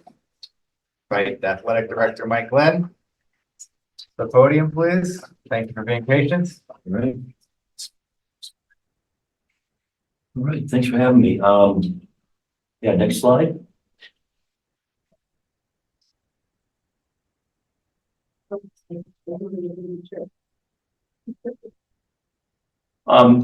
So I think I was supposed to present like a month ago, so this might seem not as applicable now, but anyways, we stayed with the presentation. But Winter Athletics, a recap of what we did there. You can see the list of sports that we offer. Some of those are co-op sports. We talked about that back in the fall when I did a preview of the winter season coming up. We had 11 teams, 17 total. We had 11 at Littleton Public Schools and 17. We had about 200 athletes in the winter. Good, next slide, please. Probably most important is our participation. That's where we always start with. We want to see the most participation possible. You can see our numbers there, where they fall as far as each sport. Ice hockey, just an example of that co-op concept that I've talked about before. We had 35 student athletes, but only 20 from Littleton, 12 from Bromfield, 3 from Parker. And you can also see some of our other co-ops, like our varsity girls ice hockey. We had seven of our student athletes, but that was on the Western Academy team, and you see swimming and diving, alpine skiing, all the breakdowns of our student athletes where they fall. Next slide. And at the middle school, in the winter, all we have is boys and girls basketball. We don't have as much in the winter as we do in the fall for middle school students. In our varsity records, you can just, I don't show you the JV and middle school records. It's not really the focal point of those programs, but at the varsity level, I do want to show you how those teams fared. Something interesting, we did an indoor track this season. There was there weren't dual meets per se. There was invitational meets where, because that's just a unique sport. We spent a lot of time going into Reggie Lewis Center, and we changed the dual meet format back as far as our meets at the schools in the Mid-Watch League that have those indoor track, which is 3 venues. We find our higher level student athletes, they don't really have much interest in running on a flat rubber track anymore. And they want to do everything at Reggie Lewis on a banked, I think they call it a Mondo surface. So we've responded to that by going to this new format. It seemed to work pretty well. But anyways, there's our records for the winter sports. Next slide, please. We had our second season of unified bowling. We're still the only school in the Midland Wachusett League that's doing bowling, to my knowledge. I don't think any of the schools have done it to the level we are. I think a couple schools have bowling as an activity, but we do it at a competitive level. Mr. Eric Arnold runs the team, brings them to, these meets at the state and district level. So that's been something that we're doing. I think we're on the cutting edge of with our unified program. Next slide, please. I have another slot, plaque here for Kelly's Wall of Fame in his office. You got it? Yeah.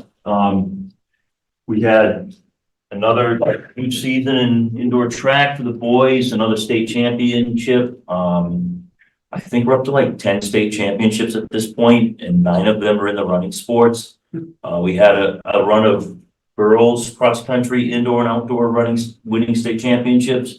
And then now we're in the middle of a boys one, and they won the indoor, and I don't want to jinx them, but they're projecting to potentially win the outdoor as well. So we'll see how they do next week. That takes place next Thursday and Saturday. It's a 2-part meet. It'll be up at Merrimack College. And I just got news while I was sitting here tonight that both of our boys and girls outdoor track teams both won their league championship today. And last week, if you follow Twitter or whatever, you probably would have seen that they both won the sectional championship. So as of right now, our boys and girls outdoor track teams have won Central Mass. They won the league today, and they both compete at the state level next Thursday and Saturday rather. So that was kind of exciting, and that's why Kelly has another plaque for his wall. You're gonna need a bigger office. I know. Maybe it's not bigger, you're getting a different one. Yeah. No walls. No walls. Yeah. So these 2 boys both won individual. Bona had a real big meet. He won 2 state, individual state championships. Tyler, who was here tonight earlier, the student presentation you had, he won the 55 meter, and we'll see what they do on the outdoor meet coming up next week, if they can win state championships in that at the individual level too. Next slide, please. Spring athletics, not so much a preview at this point. I think I was supposed to come in March, so anyways, here we are now, basically in the final stages of the spring season. So, we have quite a robust offering in the spring. We have 9 sports at LHS. We have 14 teams. We have 288 student athletes participating. 152 of those student athletes are running track. But yeah, so it's just really popular right now. And we will, within the next few weeks, we'll finish up this season. We will play over 190 contests. And I'm going to tell you, in spring, those 190 contests, it's never easy. John sees me day to day, and some days I'm really stressed in spring. It is not easy in spring between the weather. We have an official shortage that's very real in the sport of baseball and in girls lacrosse, which really can be challenging. You might have a beautiful day and you can't play, or you have to play at night instead of playing at 4 o'clock like you had planned just to make it work. But hopefully we're going to make some headway in those sports. But those two sports in particular were the two most challenging there. Busing has gotten a lot better with D as far as being able to, have they been able to provide enough buses to be able to keep us playing on the days we want to play and keep everything on schedule. But the spring season, bar none, with all the competing events too, just creates the most scheduling issues. But there's our spring participation. You can see it at the high school where we fall. Like there's 92 student athletes in the high school alone, and there's another 60 middle schoolers who run track. But we filled up every roster across all of our sports. And yeah, so there you see that. Next slide. Middle school, like I said, 60 student athletes running track. That's what we offer there. We do have some middle schoolers on baseball and softball and even boys lacrosse. We waiver them up just to fill up those rosters. That's on a year by year, case by case basis if we have room for them. It seems like the trend we've been seeing is that in baseball and softball, we're going to continue to do that for the foreseeable future because just we're seeing a decline in participation there. So it's opened the door for those kids to play on JV teams. And also on our boys lacrosse, we had some three eighth graders on that JV team. Next slide. So I want to keep the school committee and superintendent and Steve, who is here tonight, just keep you informed about the age of probably our two premier sport facilities. Alumni Field opened in 2017. We are finishing up our 7th year, and this will be our 14th season of usage on that turf field. That, I mentioned this before, that facility just was such a game changer for us. It allowed us to fix all of our grass fields, and they really stayed like that. Like if you walk our grass fields, you're not going to see dirt patches anywhere, honestly. We used to have fields that we would call fields, but they were really just rectangular dirt. And, there's certain sports that are very, very hard on the playing surface. And we've been able to put those sports predominantly on this surface, but this facility is aging, but it's aging very well. It's held up incredibly well. My forecast would be that I think the town will see probably 12 years before they need to do anything with this facility, but I want to just, I'll continue to keep you informed on that, but we're 14 seasons in, and we've made one repair during that time, and I found one other little seam that needs to be repaired. It'll be the second repair in 7 years and 14 seasons, so it's performed incredibly well. Next slide. This will be our other feature outdoor facility, the track. And this one is coming up on a scheduled maintenance. We opened this facility in 2013. It was resurfaced in 2016 by Cape and Island Track because the initial surface failed because of the material had a flaw in it. So we then reset the clock, I guess you can say, in 2016 on that plexi track surface that we have. It's a rubber surface, and it will be due for a recoat though in 2026 when it comes up on the 10-year mark. And at that point, I would advise anyways that we add a pole vault runway, which we're right now using Jay, you can attest to that, right? We're using that rubber rolled out one that we have. It's not great.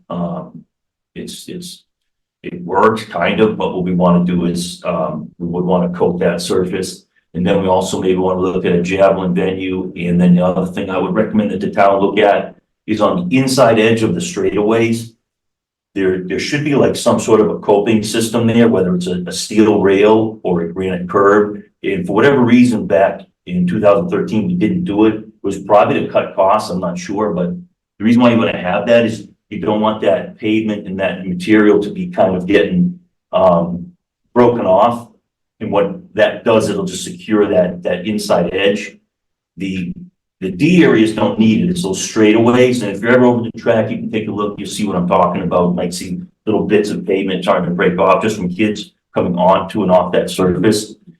I think it would be, I think it's something we want to look at and get a price on when that rolls around as part of that recoat process in 2026. And once you do that, the town should be good till 2036. So and then it will be due for probably more significant maintenance overall. And these are the recommendations by Cape and Island Track. And lastly, just some contact information.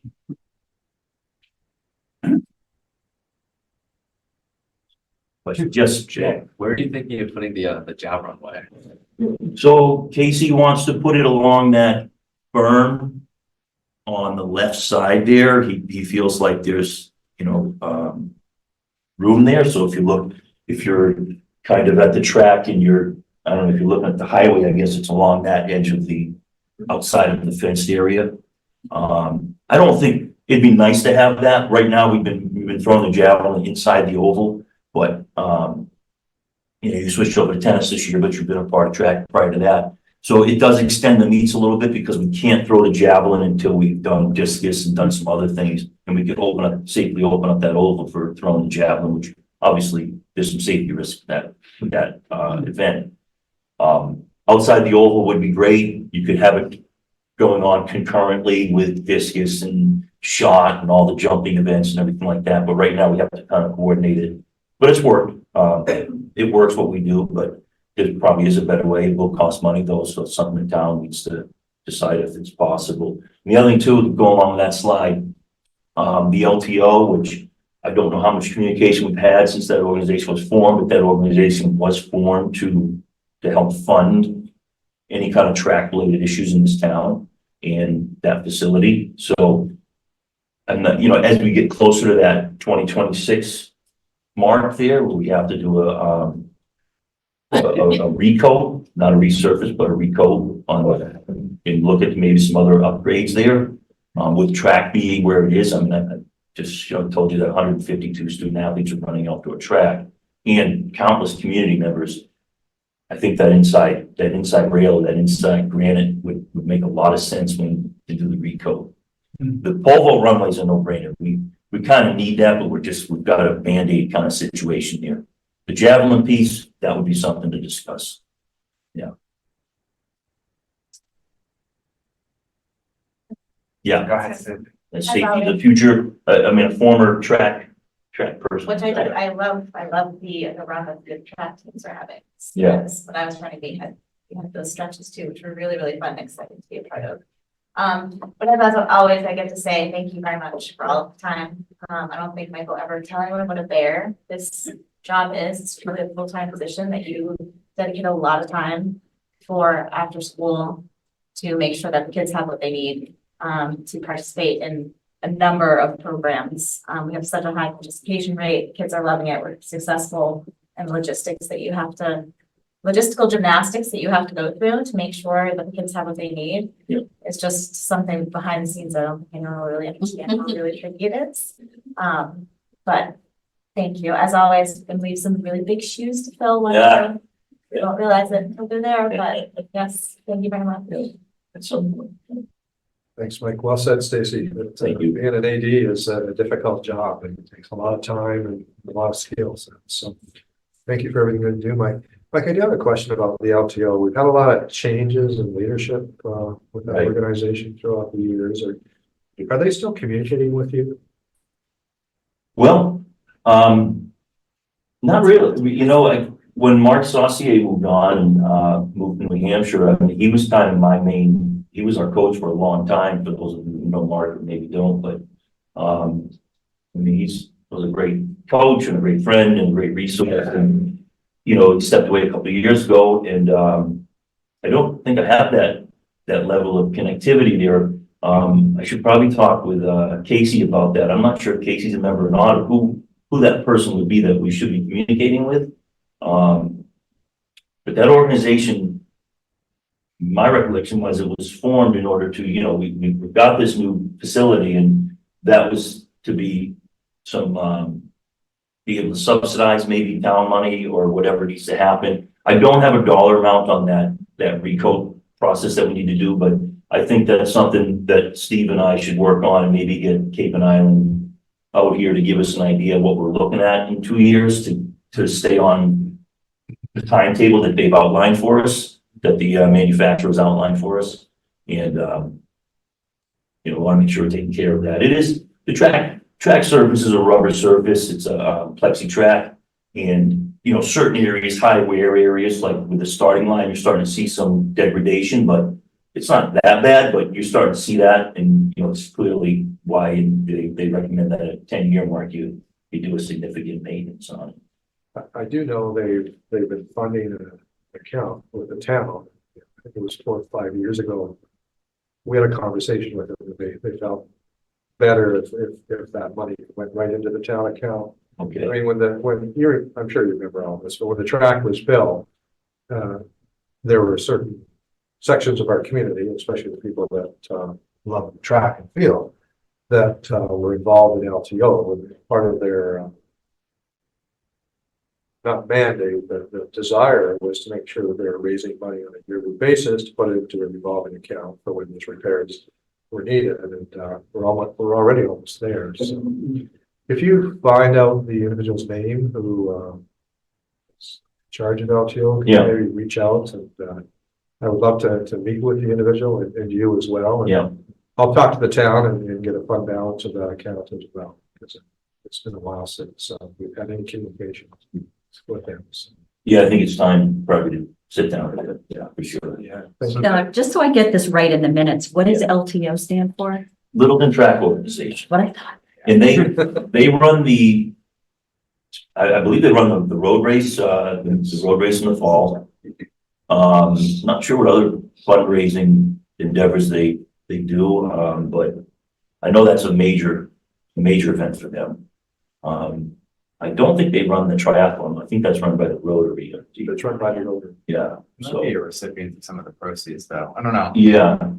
I think we probably need to So sit down with them. to Yeah. add some context here, and the name escapes me, and I apologize, but I did have a conversation this winter, bumping into somebody at basketball. They've got funds for us, the custody through the town again.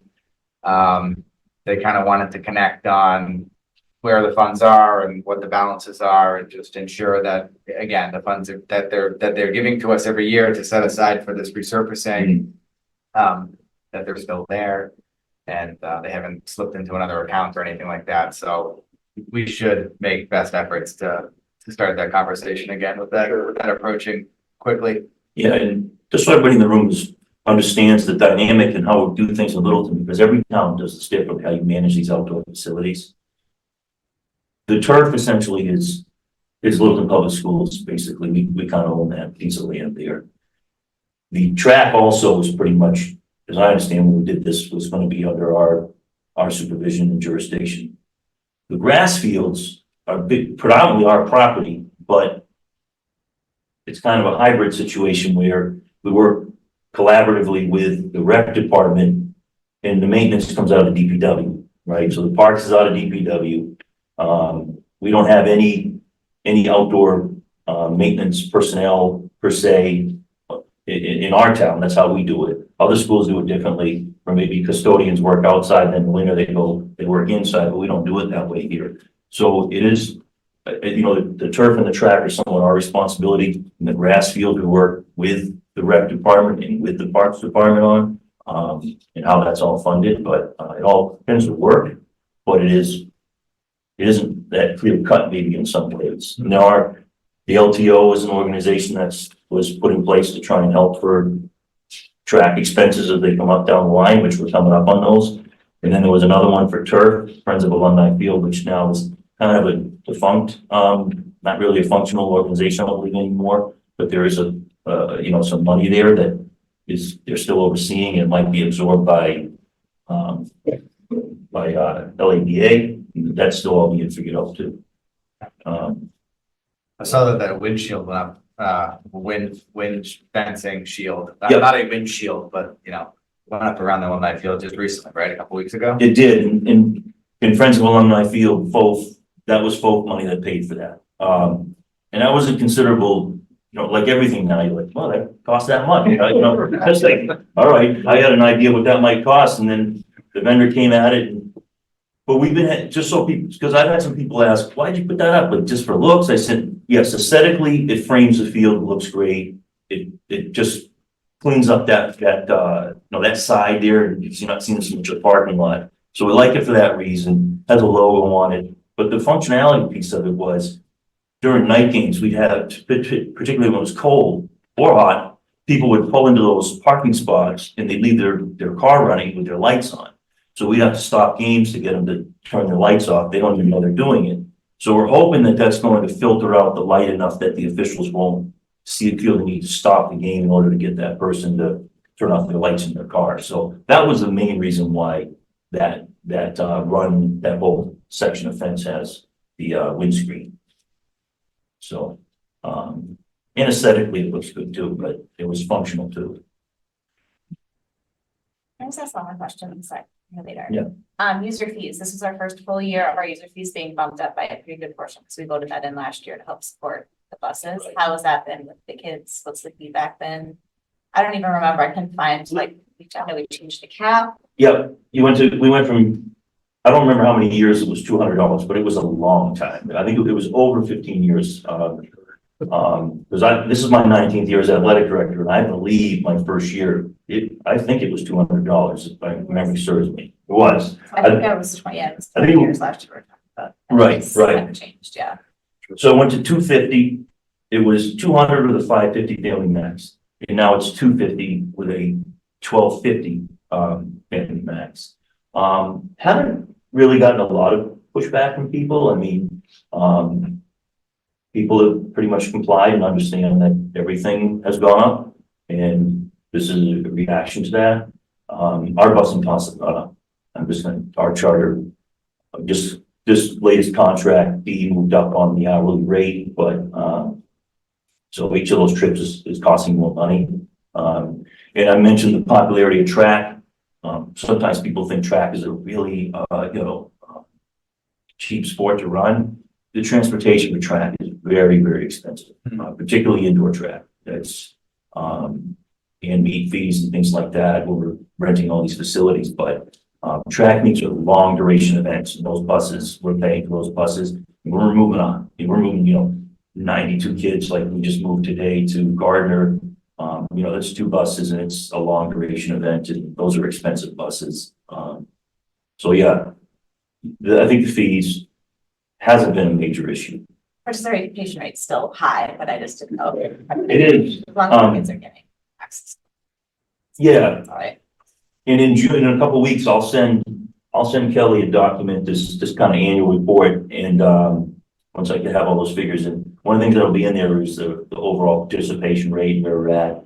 But yeah, post-COVID, we've been down about 8 or 9% from where we were pre. We were hovering around 70%, and now we hover in like the 61%. So we never really got back to where we were, but hopefully someday that'll happen. But things evolve and change. And, that's where we tend to be at these days. We'll see where we're coming this year, as far as overall percentage of participation.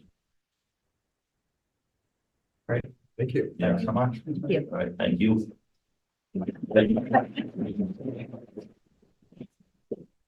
Right, last but not least, we've got the update on the IEP implementation. Would you like to move that to the next agenda or let's see?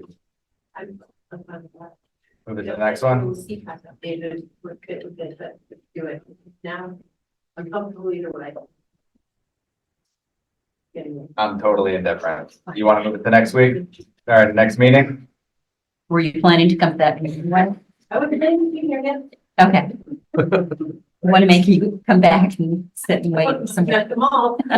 So we will table, PTA IEP implementation to our, May 30th meeting. And before I get to the interested citizens, I just want to circle back to, the code of conduct that was, part of tonight's packet. So it's pages 3 and 4. This was a request from the town administrator. So just recently, the select board had discussed and implemented and voted through a code of conduct. The school department was very kind and tweaked the select board code of conduct and made it fit for the school committee. So I believe everybody had an opportunity to review this ahead of time. But essentially, this code of conduct outlines 3 general areas of a member's responsibility.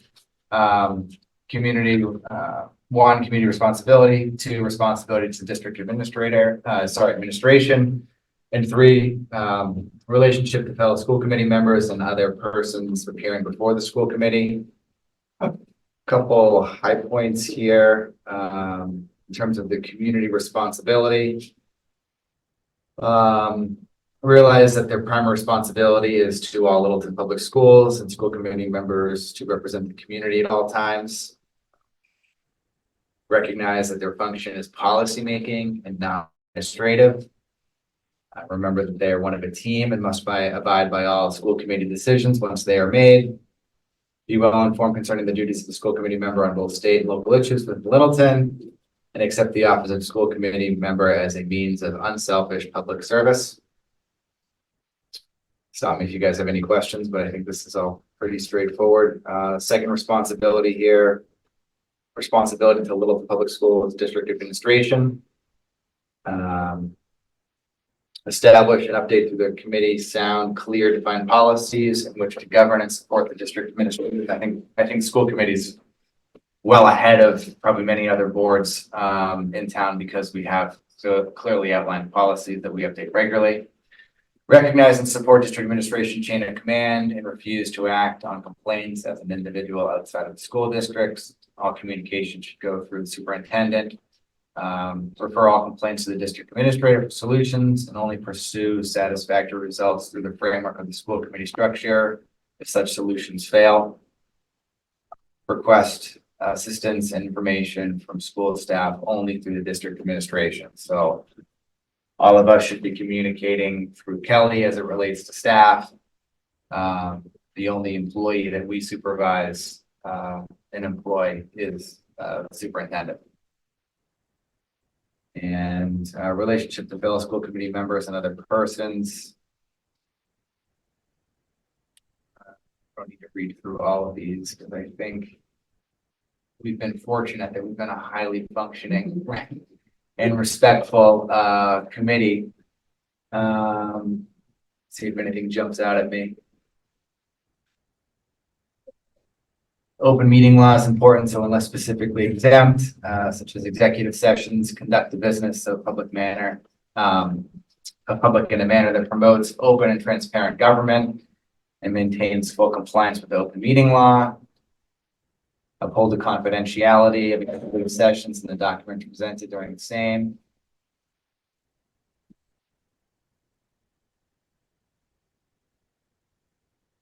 So scanning these here to see where we might have particular interest.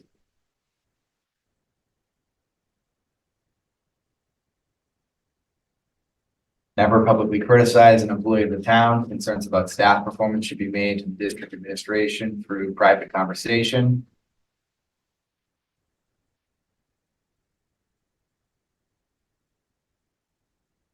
And then just conduct official business in such a manner as to give the clear impression that they cannot be improperly influenced in the performance of their official duties. Enforcement of the code, the school committee shall enforce the code of conduct. Any school committee member violating the code of conduct may be subject to public censure by the school committee. During a meeting after initial warning, a member who acts in an inappropriate manner is unruly, disorderly, may be removed from the meeting by a majority vote of the remaining members. It's all very straightforward. We receive pretty good training as school committee members. I think we've been fortunate. School committee has acted as a high performing organization, and we're all very fortunate to be part of that. So if there aren't any questions or concerns or possible proposed edits, I would ask for a motion to accept the code of conduct as presented in the packet. I just gave a high level overview. Motion to accept the code of conduct as presented. Motion made by Beano, Second. seconded by Lynn. In favor, indicate by saying aye. Aye. Opposed, hearing none, we'll mark that as unanimous. Thank you so much. Select Board and Town Administrator's Office will be happy that we've got that taken care of. This is our second opportunity for interested citizens.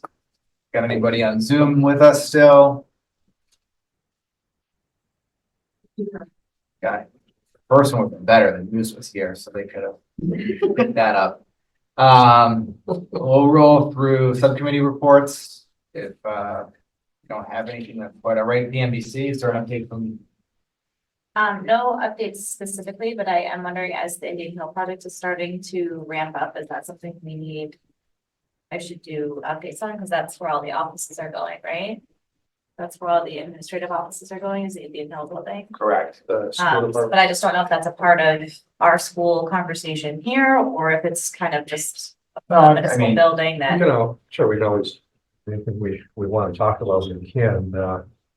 We're still waiting at this point in time, in terms of when they're actually going to hire a crew to start the work. I've heard a rumor that they're hoping that the renovation will be done by March, so we'll see. Hope that'd be great. It's exciting that they purchased the space, and it's been kind of in limbo for over a year. And it's nice to see that the town is moving forward to create a space that will be functional for Park and Rec and still department for many years. We're excited about that. If anything more exciting comes up during my PMPC meetings, I'll share those as it gets posted, but. Feel free to share the Yeah. updates. Budget subcommittee. Budget subcommittee is thrilled that the townwide budget passed at town meeting. And we will be well staffed and in a position to continue with high academic performance, all the necessary support. The anticipation is that fiscal year 25 and 26 might also be challenging until some of the projects get online and create some tax revenue associated with the sewer system. So Janine will get ready to work, if not this summer, but certainly early in the fall to prepare next year's budget.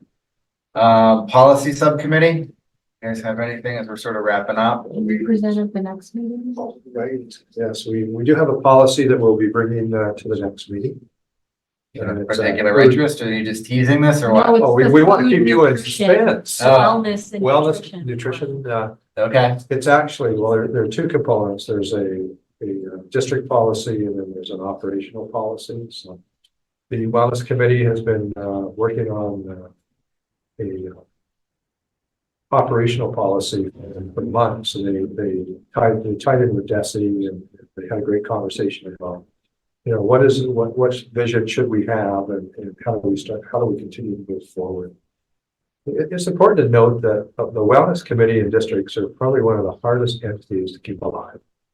And our district has managed to do well, and kudos to the people that they're passionate about it, and also a couple of our staff who keep co-chairing committees. So we're excited to bring this forward next meeting. And I think we want to leave some time because they want to present, yes, right?